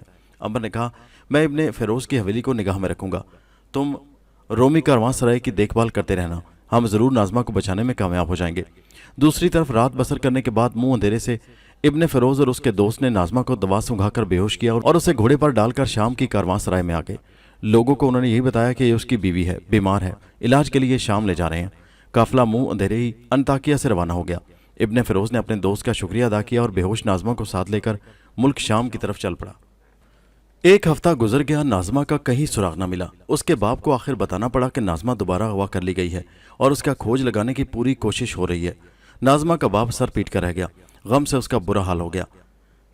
امبر اور ناگ نے اسے بڑی تسلی دی مگر وہ پریشان رہا۔ خدا کے لیے میری بچی کو کہیں سے تلاش کرو، وہ میرا دشمن اسے زندہ نہیں چھوڑے گا۔ ناگ نے کہا، آپ ہمیں صرف ایک ہفتے کی مہلت دیجیے، اس عرصے میں ہم ابن فیروز اور ناظمہ کو ڈھونڈ نکالیں گے، اور وہ زمین کے اندر کہیں کیوں نہ چھپا ہو۔ تاجر عمر غم سے نڈھالتا اس کی آنکھوں میں آنسو لیے اپنی حویلی میں چلا گیا۔ دوسرے روز ماریا نے ناگ سے کہا، روم جانے والا قافلہ کل صبح روانہ ہو رہا ہے، میرا خیال ہے کہ ہمیں آج ہی کارواں سرائے میں جا کر مسافروں کی دیکھ بھال شروع کر دینی چاہیے۔ ابن فیروز اگر اس قافلے سے گیا تو وہ آدھی رات کو کارواں سرائے پہنچ جائے گا۔ امر بولا، ناگ یہ کام تم کرو، تم ابھی چلے جاؤ اور نظر رکھو، جو ہی ابن فیروز نظر آئے تو اسے وہیں پکڑ کر قابو کر لو، خواہ اس کے لیے تمہیں کسی بھوت کا روپ ہی کیوں نہ بدلنا پڑے۔ ناگ نے کہا، بھوت تو خیر میں نہیں بن سکتا، ہاں اسے قابو ضرور کر لوں گا۔ ناگ کارواں سرائے کی طرف چلا گیا۔ मारिया उड़न तशरी को अंदर से बंद करके बैठ गई। अंबर इब्ने फ़िरोज़ की हवेली में आ गया कि शायद यहाँ से कोई सुराग मिल जाए। कारवांसराय में रोम जाने वाले मुसाफिर तैयारियां कर रहे थे, क्योंकि काफिला आधी रात को रवाना होने वाला था। सराय की दीवार के साथ साथ ऊँटों की कतार लगी थी। ऊँट बैठे जुगाली कर रहे थे, उन पर सौदागरों और दूसरे मुसाफिरों का माल लादा जा रहा था। नाग भी मुसाफिर की शक्ल में वहाँ भेस बदले घूम रहा था। उसने दाढ़ी बढ़ा रखी थी, इस ख्याल से कि अगर इब्ने फ़िरोज़ उसे देख ले तो पहचान न सके। सराय के सहन में कुछ औरतें चादरें ओढ़े बैठी थी। नाग ने उस तरफ जाकर एक एक औरत को देखना शुरू कर दिया तो एक आदमी ने आकर गुस्से से कहा, क्या समझकर इधर आ गए हो? चलो भागो यहाँ से, यहाँ पर देदार औरतें बैठी हैं। नाग ने मुस्कुराकर अदब से कहा, भाई मैं अपनी बहन की तलाश में हूँ। वो शख्स बोला, किसी दूसरी जगह जाकर उसे तलाश करो। नाग सलाम करके दूसरी तरफ आ गया। उसे यकीन था कि अगर उनमें नाजमा होती तो वो ज़रूर उसे देखकर आवाज़ देती, लेकिन उसे क्या खबर थी कि नाजमा तो उस वक्त एक काफिले के साथ मुल्क शाम की तरफ रवाना हो चुकी थी और सहरा में से गुजर रही थी। आधी रात को काफिला तैयार हो गया। नाग ने एक एक मुसाफिर को देखा, इब्ने फ़िरोज़ उनमें कहीं नहीं था। औरतों में भी उसे नाजमा कहीं दिखाई न दी। या खुदा, वो कहाँ गुम हो गई है? नाग यही सोचता रहा। काफिला शहर की सराय से निकलकर अपने सफ़र पर रवाना हो गया। नाग उसे देखता रह गया। जब वो वापस होने लगा तो एक नौजवान बद्दू उसके करीब से गुजरते हुए बोला, भाई मैं देख रहा हूँ कि तुम कितनी देर से लोगों में किसी को तलाश करते फिर रहे हो। क्या तुम्हारा कोई गुम हो गया है? नाग ने आ भरकर कहा, भाई क्या बताऊं, मेरी एक नौकर मेरी जिंदगी भर की पूंजी 1000 सोने की अशरफियां लेकर भाग गया है। मैं उसी की तलाश में मारा मारा फिर रहा हूँ। सोचा यहाँ आकर भी देख लूं कि कहीं वो इस काफिले के साथ रोम की तरफ न फरार हुआ हो। बद्दू ने कहा, फिर यहाँ तुम्हारा नौकर मिला नहीं? नाग बोला, तुम देख ही रहे हो कि काफिला चला गया है और मैं अब भी अपने नौकर की तलाश में हूँ। बद्दू ने कहा, हो सकता है वो मुल्क शाम की तरफ चला गया हो। नाग ने कहा, अगर मुल्क शाम को भी जाता तो यहाँ से मालूम हो सकता था। बद्दू ने कहा, वो कैसे मालूम हो सकता था? मुल्क शाम को जाने वाले काफिले तो दूसरी सराय से जाते हैं। नाग एकदम चौंक पड़ा। क्या कहा? क्या यहाँ कोई दूसरी और सराय भी है? बद्दू ने कहा, बड़े मियाँ तुम मुसाफिर मालूम होते हो, तुम्हें इतना भी नहीं मालूम कि इस शहर की 2 सराय हैं। एक ये सराय है जहाँ से मुल्क रोम को काफिले जाते हैं, एक दूसरी सराय और है जहाँ से मुल्क शाम को काफिले रवाना होते हैं। नाग ने पूछा, ये दूसरी सराय कहाँ है? बद्दू बोला, वो सराय शहर के मशरिक में शामी बाग के पास है, मगर मुल्क शाम जाने वाला काफिला तो कल सुबह रवाना हो चुका है। नाग नाउमीद सा होकर बोला, अब क्या हो सकता है फिर? मुझे यकीन है कि मेरा नौकर उस काफिले के साथ चला गया है। बद्दू ने कहा, तुमने गलती की बड़े मियाँ, तुम्हें दूसरी सराय में पहुंचकर शाम जाने वाली काफिले की भी पड़ताल करनी चाहिए थी। खैर अब क्या हो सकता है? नाग ने पूछा, दूसरा काफिला कब रवाना होगा? बद्दू ने कहा, दोनों सरायों में हर जुमा की रात को काफिले रवाना होते हैं। अब यहाँ से 1 हफ्ते बाद ही काफिला चलेगा और शामी बाग वाली सराय से अगले जुमे की रात को पिछले पहर काफिला रवाना होगा। शुक्रिया भाई, तुम्हारा बहुत बहुत शुक्रिया। नाग वापस उड़न तशरी में आ गया। अंबर और मारिया भी वहाँ मौजूद थे। नाग ने कहा, हमसे गलती हो गई। अगर शामी बाग वाली सराय में जाकर देखते तो हो सकता था कि नाजमा का सुराग मिल जाता। अंबर बोला, वैसे हम अब भी उस काफिले को सहरा में पकड़ सकते हैं। इस ख्याल से नाग उछल पड़ा, अरे ये तो मैंने सोचा ही नहीं। हमारे पास उड़न तशरी है, हम बड़ी आसानी से काफिले के रूट के ऊपर ऊपर उड़ते हुए काफिले को रास्ते में पकड़ सकते हैं। मारिया बोली, अगर तुम उड़न तशरी लेकर काफिले के ऊपर गए तो वहाँ तुम्हारा तमाशा बन जाएगा। वो लोग खौफजदा हो जाएंगे और हो सकता है कि मुहाफिज सिपाही तुम पर हमला कर दें। अंबर ने कहा, हमला करके वो हमारा क्या बिगाड़ लेंगे मारिया बहन? हमें हर हालत में नाजमा को तलाश करना है और हम हर खतरा मोल लेकर उसे तलाश करके ही रहेंगे। मारिया बोली, तो फिर ठीक है, ये मालूम कर लो कि शाम को जाने वाला काफिला सहरा में किस तरफ से गुजरता है और हम उड़न तशरी लेकर उसकी तलाश में रवाना हो जाते हैं। अंबर बोला, बिल्कुल ठीक है नाग, तुम शामी कारवांसराय में जाकर मालूम करो कि सहरा में ये काफिला किन रास्तों पर सफ़र करता है। नाग उसी वक्त शामी बाग वाली सराय में आ गया। उसने एक आदमी से पूछा, शाम जाने वाले काफिले का रास्ता किधर से जाता है? उस आदमी ने पहले तो नाग को सर से पांव तक देखा, फिर बोला, तुम क्यों पूछ रहे हो? क्योंकि आमतौर पर ऐसी मालूमात डाकू हासिल किया करते थे।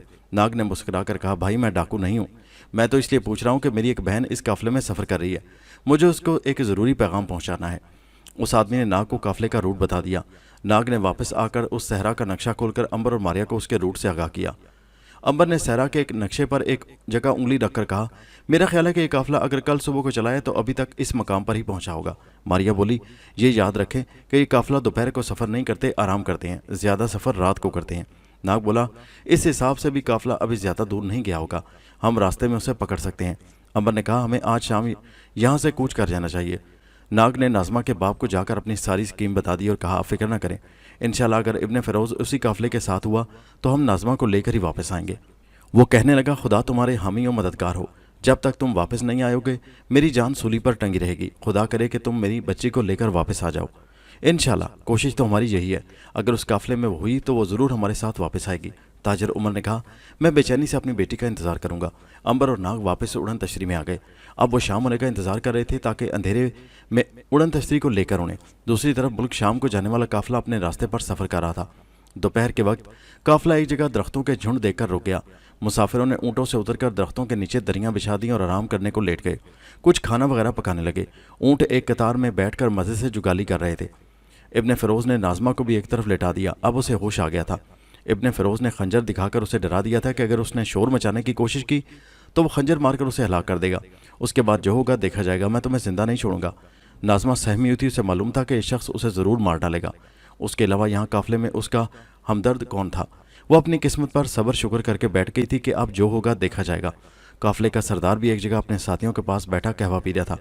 इतने में दूर से गर्द उड़ती नजर आई।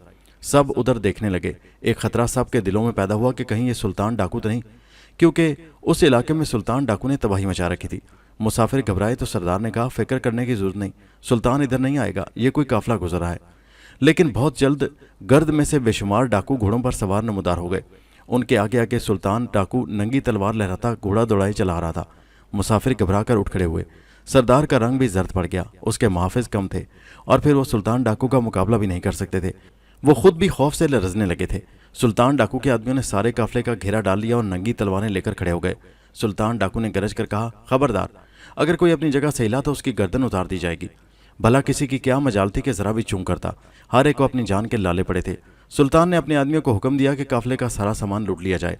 डाकुओं ने नारे लगाए और ऊँटों पर सारा माल लाद कर अपने साथ कर लिया। इब्ने फ़िरोज़ एक तरफ नाज़मा को लिए बैठा था।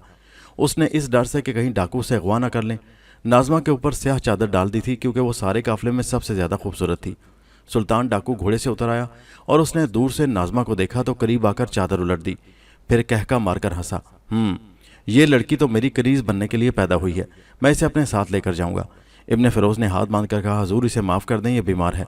सुल्तान ने कहका लगाकर कहा, हम इसका दमिश्क में इलाज कराएंगे। इब्ने फ़िरोज़ ने जब नाज़मा हाथ से जाती देखी तो न जाने उसके दिल में क्या आई कि खंजर निकाल कर सुल्तान डाकू पर हमला कर दिया। ये उसकी मौत की निशानी थी। सुल्तान डाकू की आंखों में खून उतर आया। तुम्हारी ये हिम्मत कि दमिश्क के सुल्तान डाकू पर हमला करो? और उसके बाद सुल्तान ने तलवार का एक हाथ मारा और इब्ने फ़िरोज़ की गर्दन कटकर रेत पर गिर पड़ी और उसका धड़ अलग होकर तड़पने लगा। ये सब कुछ इतनी जल्दी हो गया कि नाज़मा को यकीन आया ही नहीं कि इब्ने फ़िरोज़ मर गया है। सारे मुसाफिर भी थर थर कांपने लगे। सुल्तान डाकू ने तलवार लहराकर कहा, किसी ने हमला करने की जरूरत की तो उसका अंजाम भी यही होगा। उसके बाद डाकुओं ने सारा माल ऊँटों पर लादा, नाज़मा को और दूसरी औरतों को घोड़ों पर बिठाया और लेकर दमिश्क की तरफ रवाना हो गए। शाम के वक्त डाकू दमिश्क के बाहर सहराई चट्टानों के बीच में एक वीरान मकाम पर आकर रुक गए। यहाँ आकर डाकू सुल्तान ने एक चट्टान के पास आकर जोर से कहा, खुल जा सिम। चट्टान एकदम से अपनी जगह से सिरक गई। सामने एक गार निकल आया। डाकू घोड़ों समेत उस गार के अंदर चले गए। उनके जाने के बाद सुल्तान डाकू ने बुलंद आवाज से कहा, बंद हो जा सिम। गार का दरवाज़ा बंद हो गया। चट्टान फिर उसी जगह पर आकर रुक गई। डाकुओं ने माले गनीमत को एक जगह ढेर कर दिया और औरतों को एक अलग जगह पर बंद कर दिया। सुल्तान ने कहा, इन तमाम औरतों को कल दमिश्क के बाजार में ले जाकर फरोख्त कर दिया जाएगा। नाज़मा की तरफ देखकर उसने कहा, इस औरत नाज़मा को गार में ही रहने दिया जाए, ये हमारी खिदमत किया करेगी, हम इसे फरोख्त नहीं करेंगे। ये सुनकर नाज़मा की जान हवा हो गई। अगर उसे फरोख्त कर दिया जाता तो उसे उम्मीद थी कि शायद वहां से कभी फरार हो जाए, लेकिन डाकुओं के गार से उसका निकलकर भाग जाना बहुत मुश्किल था। मगर अब क्या हो सकता था? डाकुओं ने शाम होने से पहले पहले दमिश्क की मंडी में ले जाकर तमाम औरतों को 10,000 अशरफियों के एवज फरोख्त कर डाला। नाज़मा गार के अंदर ही रही। अब अंबर और नाक की तरफ चलते हैं। शाम का अंधेरा फैला तो उन्होंने उड़न तशरी को उड़ा दिया। शहर के बाहर से होते हुए वो दरिया के ऊपर से उड़ते हुए सहरा की जानिब मशरिक की सिमत को चले गए। यही वो सहरा था जहाँ से एक रास्ता सदियों से मुल्क शाम की तरफ जाता था और उस रास्ते पर सैकड़ों सालों से काफिले सफ़र कर रहे थे। अभी आसमान पर शफक की सुर्खी बाकी थी कि उनकी उड़न तशरी तेज़ रफ्तारी के साथ उस मकाम पर आ गई जहाँ उन्हें दूर सहरा में मशलों की रोशनी में काफिला जाता नजर आया। अंबर ने स्क्रीन पर उस काफिले को देखकर कहा, यही वो काफिला है, मेरा ख्याल है। नाग ने कहा, हमें उड़न तशरी उनसे ज़रा फासले पर जाकर खड़ी करनी चाहिए। मारिया बोली, ये सहरा है, आप पीछे तशरी खड़ी करके आगे जाएंगे तो काफिला आगे निकल चुका होगा। हमारे पास कोई घोड़ा भी नहीं है कि जल्दी से भागकर काफिला पकड़ सकें। ये तो ठीक बात है, नाग ने कहा। अंबर बोला, मेरा ख्याल है कि हम आगे जाकर किसी जगह जहाँ दरख्तों के झुंड हो उड़न तशरी खड़ी कर देते हैं और फिर काफिले का इंतजार करते हैं। तजवीज़ बड़ी अच्छी थी। चुनाचे उड़न तशरी को काफिले से दूर दूर रखकर पहलू से होकर ये लोग आगे निकल गए। वो नहीं चाहते थे कि काफिले वाले उड़न तशरी को देखें। आगे भी सहरा उसी तरह था। कुछ फासले पर उन्हें खजूर और बबूल के झुंड नजर आए। मारिया ने स्क्रीन पर देखकर कहा, मेरा ख्याल है इस जगह बड़ी मौजू रहेगी, यहाँ उड़न तशरी उतार कर हम काफिले का इंतजार करेंगे। नाग ने बटन दबाकर झुंडों का रुख किया। उन दरख्तों में जाकर उड़न तशरी जमीन पर उतार ली गई। यहाँ बड़ी अच्छी तरह से उड़न तशरी ऊंचे ऊंचे दरख्तों और झाड़ियों में छुप गई। वो उड़न तस्तरी से बाहर निकल आए और दरख्तों से दूर हटकर आने वाले काफले की राह देखने लगे। अब रात ने अपनी स्याह चादर सहरा पर फैला दी थी, लेकिन सितारों ने आसमान पर निकलकर अपनी हल्की हल्की रोशनी बखेरनी शुरू कर दी थी। दूर से काफले वालों की मशलें करीब आ रही थी। अंबर ने कहा, हमें यही जाहिर करना है कि हम शाम से वापस अंताकिया जा रहे हैं और काफले के इंतजार में हैं। ठीक है, नाग बोला। मारिया उड़न तश्तरी में ही थी। काफला अब करीब आ गया था। काफले वालों ने 2 आदमियों को खजूरों के दरख्तों के पास खड़े हाथ हिलाते देखा तो सरदार ने ऊंट की मुहार रोक ली। वो पहले ही डरा हुआ था। सोचा शायद दूसरी बार डाकू आ गए हैं। अंबर ने आगे बढ़कर सलाम किया। सरदार ने कहा, क्या बात है भाई? अंबर ने कहा, अब क्या आपके काफले में नाजमा नाम की कोई औरत सफ़र कर रही है? सरदार ने कहा, भाई हमारे काफले में बहुत सी औरतें सफ़र कर रही थी। रास्ते में डाका पड़ा। सुल्तान डाकू ने हमारा सारा माल असबाब लूट लिया और सारी औरतें अगवा करके ले गया। अब तो हमारे पास कुछ भी नहीं है, हम सब लुटे पुटे हैं। नाग और अंबर एक दूसरे का मुंह देखने लगे। कहाँ डाका पड़ा था? 50 मील पीछे नखलिस्तान के पास, दोपहर के वक्त जब हम आराम कर रहे थे। नाग ने पूछा, क्या नाम था उस डाकू का? सुल्तान डाकू। अंबर बोला, क्या उस काफले में एक ऐसी औरत थी जिसने स्याह चादर ओढ़ रखी थी और एक कानी आंख वाला आदमी उसके साथ था? सरदार ने कहा, हाँ, एक ऐसा आदमी हमारे साथ सफर कर रहा था। उसके साथ एक बहुत खूबसूरत औरत भी थी जिसको उसने ये जाहिर किया था कि वो बीमार है। नाग बोला, क्या उस औरत के गाल पर स्याह तिल भी था? हाँ, स्याह तिल भी था और उसके बाल घुंघरियाले थे। बिल्कुल वही नाजमा थी। अंबर ने कहा, क्या तुम्हें मालूम है कि डाकू किस तरफ गए हैं? सरदार बोला, वो कह रहे थे कि दमिश्क शहर में जाकर उन औरतों को फरोख्त कर देंगे। नाग ने कहा, मैं दमिश्क जाकर नाजमा को तलाश करना होगा। वो किसी न किसी अमीर के यहाँ कनीज बन चुकी होगी, हम उसे फिर से खरीद लेंगे। सरदार ने कहा, एक बात मैंने तुम्हें नहीं बताई। वो क्या? अंबर ने पूछा। सरदार ने कहा, सुल्तान डाकू ने नाजमा को देखकर कहा था कि इस औरत को संभाल कर रखो। इसे मैंने अपनी खिदमत के लिए चुन लिया है। मैं इसे अपनी कनीज बनाऊंगा। इसका मतलब यह है कि हमें सुल्तान डाकू को तलाश करना होगा। सरदार हंस दिया। मूर्ख इंसानों, क्या बातें कर रहे हो? शायद तुम सुल्तान डाकू को नहीं जानते। सुल्तान डाकू इस इलाके का सरदार और चंगेज खान है। उसके लिए किसी को कत्ल करना एक मामूली बात है। सुल्तान डाकू से दमिश्क का बच्चा बच्चा कांपता है। भला तुम उससे अपनी औरत को किस तरह से बरामद कर सकोगे? बेहतर यही है कि हमारी तरह से तुम भी सब्र शुक्र करके बैठ रहो और अपनी जान की खैर मनाओ। ये कहकर सरदार ने इशारा किया। काफला फिर से आगे रवाना हो गया। अंबर और नाग वहां अकेले रह गए। जब काफला आगे निकल गया तो वो उड़न तश्तरी की तरफ चले। अंदर जाकर उन्होंने कहा, मारिया होशियार हो जाओ, अब हमारा मुकाबला दमिश्क के सबसे भयानक और खूनखार डाकू से है। फिर उन्होंने सारी बात मारिया को बता दी। सुल्तान डाकू इस इलाके का चंगेज खान कहा जाता है। वो नाजमा को अगवा करके ले गया और उसने इब्ने फिरोज को हिलाक कर दिया है। ये तो अच्छी बात हुई है कि एक दुश्मन मारा गया। अब सुल्तान डाकू बाकी है। खुदा ने चाहा तो उस जालिम के पंजे से भी नाजमा को रिहा करा लिया जाएगा। अंबर ने कहा, अब हमारी मंजिल दमिश्क है। कहते हैं सुल्तान डाकू दमिश्क के इर्द गिर्द के बंजर पहाड़ों में किसी जगह रहता है और सारे इलाके में डाके मारता फिरता है। नाग बोला, मेरा ख्याल है हमें रातों रात दमिश्क पहुंचकर किसी मुनासिब जगह पर उड़न तश्तरी को उतार देना चाहिए। उड़न तश्तरी उस वक्त सहरा के दरख्तों से ऊपर उठी और उसने सहरा के आसमान पर उड़ना शुरू कर दिया। नक्शे पर दमिश्क की जगह निशान लगाकर मशीन को एक जगह पर फिक्स कर दिया गया। उड़न तश्तरी बड़ी तेज़ रफ्तारी के साथ दमिश्क की तरफ उड़ी जा रही थी। आधी रात के बाद उड़न तश्तरी दमिश्क शहर के ऊपर चक्कर लगाकर बाहर के इलाके में एक वीरान जगह पर खंडरों के दरमियान खामोशी से उतर गई। अंबर और नाग उड़न तश्तरी में ही सुबह का इंतजार करते रहे। सहरा में दिन की रोशनी फैली तो अंबर और नाग उड़न तश्तरी से बाहर निकल आए। मारिया भी उनके साथ थी। उन्होंने बाहर से उड़न तश्तरी को देखा कि महफूज जगह पर है या नहीं। ये जगह बड़ी छुपी हुई थी और यहाँ कोई रास्ता नहीं आता जाता था। ये काफलों के रास्तों से दूर हटकर जगह थी और इर्द गिर्द खंडर फैले हुए थे जिनके सुर्ख सतून चारों तरफ बिखरे हुए थे। दूर से उड़न तश्तरी बिल्कुल नजर नहीं आती थी। अंबर ने कहा, मेरा ख्याल है इस जगह से बेहतर जगह यहाँ और कोई नहीं है। उड़न तश्तरी इसी जगह रहेगी। और क्या ख्याल है कि दमिश्क कौन कौन जाएगा? मारिया ने कहा, ज़ाहिर है आप मुझे को तो जाने नहीं देंगे। अंबर ने कहा, क्यों नहीं भेजेंगे? ज़रूरत पड़ी तो तुम्हें ज़रूर दमिश्क रवाना किया जाएगा, लेकिन उस वक्त तो हम चाहते हैं कि शहर में जाकर जायज़ा लिया जाए कि शहर कैसा है, कैसे लोग हैं यहाँ के, और ख़ास तौर पर यहाँ क्या किसी को मालूम है कि सुल्तान डाकू किन जंगलों या सहरा के किस इलाके में अक्सर देखा जाता है? ना कहने लगा, और ये काम ज़ाहिर है कि हम दोनों में से कोई एक ही कर सकता है। तो फिर ठीक है, मैं यहाँ आराम करूँगी, आप लोग जाएं और शहर की सैर कराएं। अंबर हंसा। सैर करने जाते तो तुम्हें ज़रूर साथ ले जाते, हम तो एक मुश्किल में फंसे हुए हैं मारिया, और दुआ करो कि हमें सुल्तान डाकू का कुछ अता पता मिल जाए। अंबर और नाग ने गुस्ल करने के बाद अरबी लिबास पहना और सहरा में उस तरफ रवाना हो गए जिधर दमिश्क का शहर आबाद था और जिसके सब्ज गुंबद और किलिस दूर से धूप में चमकते हुए नजर आ रहे थे। मारिया ने उड़न तश्तरी का दरवाज़ा अंदर से बंद कर लिया था और शीशे की खिड़की से लगी अंबर और नाग को सहरा में जाते देखती रही। जब वो दोनों सहरा के टीलों में मारिया की नज़रों से ओझल हो गए तो वो अपने कमरे में जाकर आराम से लेट गई। अंबर और नाग दमिश्क के शहर में दाखिल हो गए। ये एक बड़ा खूबसूरत और पुरस्कार शहर था, जैसा कि उन्होंने अलिफ लैला की कहानियों में पढ़ा था। शहनशीनों वाले मकान थे जिनके छज्जे बाजार में बाहर को निकले हुए थे। दुकानों पर हर किस्म का सामान बिक रहा था। अरब औरतें खरीदो फरोख्त कर रही थीं। घर साफ सुथरे थे, गलियां ज़रूर तंगो तारीख थीं। उन गलियों में हवेलियों की ठंडी ड्योड़ियाँ थीं जिनके दरवाज़ों पर दरबान तलवारें लिए खड़े थे। ये अमीरों के घर थे। नाग ने अंबर से कहा, पुरस्रार शहर है, देखो रोगन जैतून और फल किस अफराद से बिक रहा है। लोगों के चेहरों से मालूम हो रहा है कि उनको खाने को बहुत मिलता है। हाँ, अमीर शहर है, मगर उधर देखो फ़कीर भी बहुत हैं और किस तरह से गिड़गिड़ा कर भीख मांग रहे हैं। इतने में कुछ फ़कीरों ने अंबर और नाग को भी घेर लिया। अंबर को तजुर्बे ने बताया था कि किसी शहर के फ़कीरों को उस शहर के बड़े राज मालूम होते हैं। उसने सोचा कि क्यों ना किसी फ़कीर से पूछा जाए कि सुल्तान डाकू किस मकाम पर होता है। अंबर ने फ़कीरों को खैरात दी और फिर एक फ़कीर को जो उन सब में से मक्कार नजर आता था अलग ले जाकर कहा, मैं तुम्हें 5 अशरफियाँ दूंगा, मगर मुझे मेरे एक सवाल का जवाब दो। फ़कीर ने कहा, कौन सा सवाल है ए अमीर? अंबर ने कहा, क्या तुम बता सकते हो कि सुल्तान डाकू यहाँ किस जगह पर रहता है? फ़कीर ने कहा, डाकू के बारे में अगर ये मालूम हो जाए कि वो कहाँ रहता है तो खलीफा के सिपाही उसे पकड़कर फांसी पर न चढ़ा दें। नाग ने कहा, क्या तुम्हें यह भी मालूम नहीं कि वो आमतौर पर किस इलाके में घूमता फिरता है? फ़कीर बोला, सुना है काजान की चट्टानों में वो देखा गया है, शायद वहीं कहीं इसी जगह उसकी कमीनगाह है। अंबर ने फ़कीर को 5 अशरफियाँ देकर कहा, तुम्हारा शुक्रिया। फ़कीर ने खुश होकर कहा, क्या तुम डाकुओं के साथी हो या खलीफा के सिपाही हो जो सुल्तान डाकू को पकड़ने आए हो? नाग ने कहा, हम खलीफा के सिपाही हैं, किसी से जिक्र न करना। फ़कीर बोला, अगर तुम मुझे 1 अशरफी और दो तो मैं किसी से बात नहीं करूँगा। अंबर हंसा और उसने 1 अशरफी मजीद फ़कीर की हथेली पर रख दी। फिर वो नाग से बोला, ये तो पता चल गया कि सुल्तान डाकू का ठिकाना काजान की चट्टानों और खंडरों में है। नाग ने कहा, यह चट्टानें दमिश्क से 50 मील दूर एक वीरान बंजर सहरा में फैली हुई हैं। मैं यहाँ से एक बार गुजरा था। अंबर ने पूछा, तो क्या हम काजान की चट्टानों में चले? नाग बोला, मेरा ख्याल है इस तरह तो हमें सुल्तान डाकू की तलाश काफ़ी महंगी पड़ेगी और मुश्किल भी।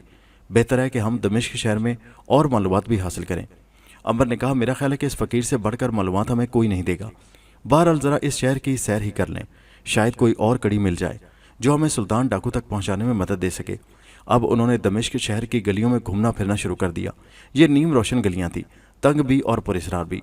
बाज़ गलियों पर ऊपर छत पड़ी थी, मकानों के दरवाजे मेहराबी थे। एक मकान के करीब से गुजरते हुए उन्होंने एक मर्द और औरत की आवाज़ें सुनी। औरत की आवाज़ में दर्द और गम था। वो कह रही थी, अली बाबा, मुझे क्या मालूम कि मेरी गलती की सज़ा मेरे खामिद कासिम को भुगतनी पड़ेगी। तुम्हारी बीवी ने जब तराजू हमारे घर से मंगवाया तो मैंने उसके पलड़े के नीचे मोम चिपका दी। जब तराजू तुम्हारे घर से वापस आया तो नीचे सोने की एक अशरफी मोम के साथ चिपकी हुई थी। फिर मैंने अपने खामिद कासिम को बताया कि अली बाबा के घर जाने कहाँ से दौलत आ गई है कि वो अशरफियाँ तराजू में तोल रहे हैं। उसने तुमसे बात की और मालूम कर लिया कि यह दौलत तुमने काजान के गारों में किसी डाकू के गार से हासिल की है। बस वो भी ऊँट लेकर दौलत समेटने चला गया। कल से वो गया है और अभी तक वापस नहीं आया। अंबर और नाग ने काजान की चट्टानों का जिक्र सुना तो उनके कान खड़े हो गए।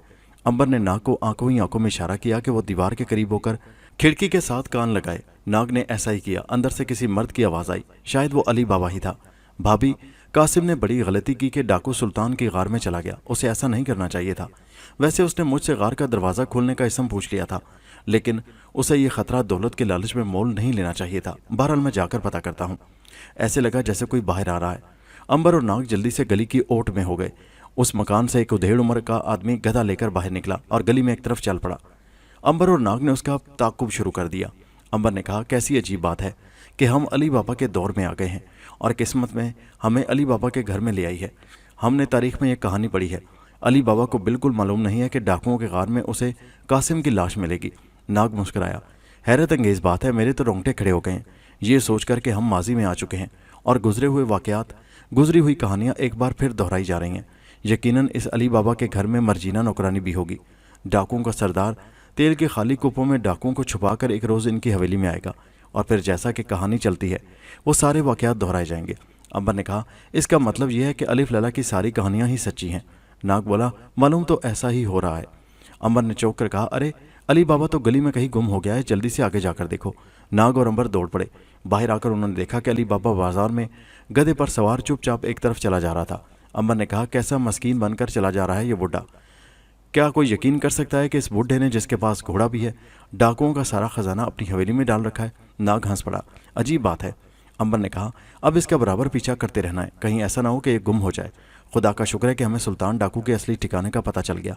नाग ने कहा, बल्कि ये एक ऐसा आदमी मिल गया जो सुल्तान डाकू के गार की तरफ जा रहा है। हाँ, कितनी खुश नसीबी की बात है। मगर नाग, शहर से बाहर जाकर ये गधे पर सवार हो जाएगा। हम क्या पैदल ही इसके साथ साथ चलेंगे? कहीं हम पीछे न रह जाएं। नाग ने कहा, मेरा ख्याल है हमें यहाँ किसी जगह से 2 घोड़े खरीद लेने चाहिए। ऐसा ना हो कि हम घोड़े ही खरीदते रह जाएं और अली बाबा गायब हो जाए, ये भी खतरा है। खैर कोई बात नहीं, अगर ये आगे निकल गया तो मैं अकाब बनकर इसके साथ साथ उड़ूंगा और सुल्तान डाकू के गार को देखकर वापस आकर तुम्हें वहाँ पहुँचा दूंगा। ठीक है। अली बाबा ने यह किया कि शहर से बाहर निकलते वो गधे पर सवार हो गया और उस रास्ते पर आ गया जो दरख्तों में से गुजर कर सहरा में काजान की पहाड़ी, चट्टानों और खंडरों की तरफ जाता था। नाग और अंबर बराबर उसका पीछा कर रहे थे। दरख्तों से निकला तो अली बाबा ने खुदा जाने गधे के कान में क्या बात कही कि वो तो दुलकी हुई चाल चलते हुए दौड़ने लगा। कमबख्त काफ़ी तेज़ दौड़ने लगा।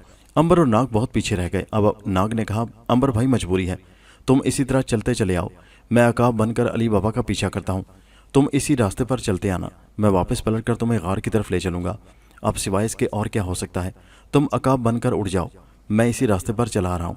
नाग ने उसी वक्त अकाब का रूप बदला और काफ़ी बुलंदी पर जाकर अली बाबा के सर पर उड़ना शुरू कर दिया। ऊपर से उसे अली बाबा छोटा सा नजर आ रहा था, मगर उसका गधा काफ़ी तेज़ दौड़ रहा था।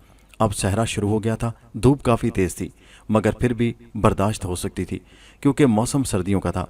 खंडरों, टीलों और खुश्क बंजर पहाड़ियों की घाटियों में काफ़ी देर तक सफ़र करने के बाद सामने ऊंची ऊंची खुश्क स्याह और सुर्ख चट्टानें शुरू हो गईं। अकाब ने सोचा कि हो ना हो यही काजान की चट्टानें हैं और सुल्तान डाकू का गार आ गया है। अली बाबा एक चट्टान के अकब में जाकर रुक गया। वो गधे से उतरा और उसने हाथ उठाकर चट्टान की तरफ मुंह करके खुल जा सिम सिम कहा। चट्टान खुल गई। अली बाबा अंदर गया। अंदर कासिम की लाश टंगी हुई थी। अली बाबा परेशान हो गया। उसे मालूम था कि कासिम का यही अंजाम होगा। उसने लाश गधे पर लाद दी, मगर कासिम की एक जूती अंदर रह गई। अली बाबा लाश लेकर बाहर निकला। बंद हो जा सिम सिम कहकर गार का दरवाज़ा बंद किया और वापस रवाना हो गया। अकाब ने ऊपर से वो चट्टान देख ली थी जिसके अंदर गार था। नाग उड़ता हुआ वापस अंबर के पास आ गया। धूप और थकन की वजह से अंबर रास्ते में ही एक जगह बैठ गया था। अभी वो शहर के पास ही था। नाग ने आकर उसे बताया कि मैं गार की चट्टान देख आया हूँ, डाकुओं का मस्कन वहीं है। अंबर ने कहा, यार नाग, सफ़र का मामला टेढ़ा है, घोड़ा हमारे पास है नहीं, जाने क्यों आज मैं भी थक गया हूँ। मेरा ख्याल है कि उस वक्त तुम जाकर ज़रा गार का अंदर से जायज़ा लो और ये मालूम करके आओ कि नाज़मा अंदर है कि नहीं, फिर मैं भी चलूँगा। जैसे तुम्हारी मर्ज़ी। तुम वापस चले जाओ, उड़न तशरी में जाकर आराम करो, मैं अभी गार को देख बहाल कर आता हूँ। अंबर वहाँ से वापस मारिया के पास चला गया ताकि उसे भी जाकर सारा हाल सुनाए। वो नहीं चाहता था कि वो उड़न तशरी में अकेली रहे, कोई भी मुसीबत आ सकती थी। नाग ने उकाब बनकर उड़ान ली और आसमान की बुलंदियों पर उड़ते उड़ते गार वाली चट्टान के सामने पहुँच गया। अब वो नीचे उतर आया। चूँकि उसने अली बाबा की कहानी पढ़ रखी थी, इसलिए उसे याद था कि खुल जा सिम सिम कहने से गार का दरवाज़ा खुल जाएगा। बस उसने हाथ उठाकर कहा, खुल जा सिम सिम। एक घरड़ घरड़ ऐसी आवाज़ के साथ गार का मुंह खुल गया। चट्टान खिसक कर परे हट गई। नाग जल्दी से गार के अंदर दाखिल हो गया। अंदर जाते ही उसने पलट कर हाथ उठाए और कहा, बंद हो जा सिम सिम। गार का मुंह चट्टान की दीवार गिरने से दोबारा बंद हो गया। नाग ने देखा कि गार के अंदर जगह जगह खाली संदूक औंधे पड़े हैं, बोरियां उल्टी पड़ी हैं, सिर्फ चांदी के बड़े बड़े बर्तन और कीमती कालीन और रेशमी लिबास पड़े हैं। हीरे जवाहरात जिस कदर भी डाकुओं ने लूट कर वहाँ जमा कर रखे थे, वो सारे के सारे अली बाबा लूट कर ले गया था। यानी ये बुढ़ा डाकुओं का भी बड़ा सरदार निकला, जो डाकुओं को लूट कर ले जाए। भला उसकी क्या बात है। नाग दिल ही दिल में हंस दिया। अब उसे नाज़मा की तलाश थी, क्योंकि वो उसी की तलाश के लिए वहाँ आया था। गार में आगे कई एक खो पहाड़ी की दीवार में बने हुए थे। नाग ने एक एक खो को अंदर जाकर देखा, वहाँ कोई इंसान नहीं था। उसने नाज़मा को आवाज़ें देनी शुरू कर दी। उसकी आवाज़ गार में गूंज उठी, मगर नाज़मा की आवाज़ एक बार भी जवाब में किसी तरफ से सुनाई न दी। वो बड़ा हैरान हुआ कि या खुदा, नाज़मा कहाँ गुम हो गई। कहीं ऐसा तो नहीं है कि सुल्तान डाकू से यहाँ से निकाल कर किसी दूसरी जगह ले गया हो। नाग ने देखा कि एक रास्ता ऊपर को जाता था। वो ऊपर आया तो यहाँ भी एक छोटी सी खोह बनी हुई थी, मगर अफसोस कि ये भी खाली थी। हाँ, यहाँ एक कालीन बिछा था जिस पर रेशमी तकिए लगे थे। साफ मालूम होता था कि यहाँ कोई रहता है। नाग नाउमीद होकर नीचे आ गया। अभी वो बाहर जाने के बारे में सोच ही रहा था कि एकदम से घरड़ घरड़ की आवाज़ पैदा हुई और गार का मुंह खुल गया। नाग समझ गया कि डाकू आ गए हैं। उसने गार की रोशनी में बाहर कई एक घोड़ों पर सवार डाकुओं को देखा। नाग जल्दी से एक तरफ हो गया। डाकू घोड़ों पर सवार हंसते गाते कहके लगाते लूट का माल लिए अंदर आ गए। उनका सरदार सुल्तान डाकू सबसे आगे था। अचानक डाकू ने छत की तरफ देखकर चीख मारी, लाश कहाँ चली गई। गार में सन्नाटा छा गया। हर कोई हैरानी से छत को तक रहा था। सरदार ने गिरजदार आवाज़ में कहा, लाश कौन ले गया, तलाश करो, मेरा चोर अंदर होगा। डाकू घोड़ों से उतरकर बिजली की तेजी के साथ इधर उधर दौड़े। नाग अभी संभल भी न सका था कि डाकू ने उसे पकड़कर उसके दोनों बाजू रस्सी से बांध दिए। अब नाग मुश्किल में था, क्योंकि अगर वो कोई जानवर भी बन जाता तो रस्सी उसके साथ ही बंधी रहती। वो परेशान हो गया। उसको सुल्तान डाकू ने देखा तो तलवार निकालकर उसकी तरफ बढ़ा। तुम यहाँ कैसे आ गए? क्या तुम्हें गार का इसम मालूम है? तुम्हें ज़रूर मालूम है, दूसरा कोई यहाँ दाखिल नहीं हो सकता। सुल्तान डाकू ने तलवार लहराई और भूखे शेर की तरह नाग की तरफ बढ़ा। तलवार बिजली की तरह नाग की आंखों के सामने लहरा गई। दोस्तों, ये कहानी अभी जारी है। क्या डाकू नाग को हलाक करने में कामयाब हो गया? नाज़मा का क्यों कर खोज लगा? अंबर और मारिया पर क्या बीती? ये सब हालात जानने के लिए इसी कहानी की अगली किस्त मुलाहिजा कीजिए और उस वीडियो का लिंक इसी वीडियो के नीचे डिस्क्रिप्शन में मौजूद है। उस पर क्लिक कीजिए और पहुंच जाइए इस कहानी के अगले हिस्से पर। और हमारे चैनल हैदर वाइस को सब्सक्राइब ज़रूर कीजिए। शुक्रिया।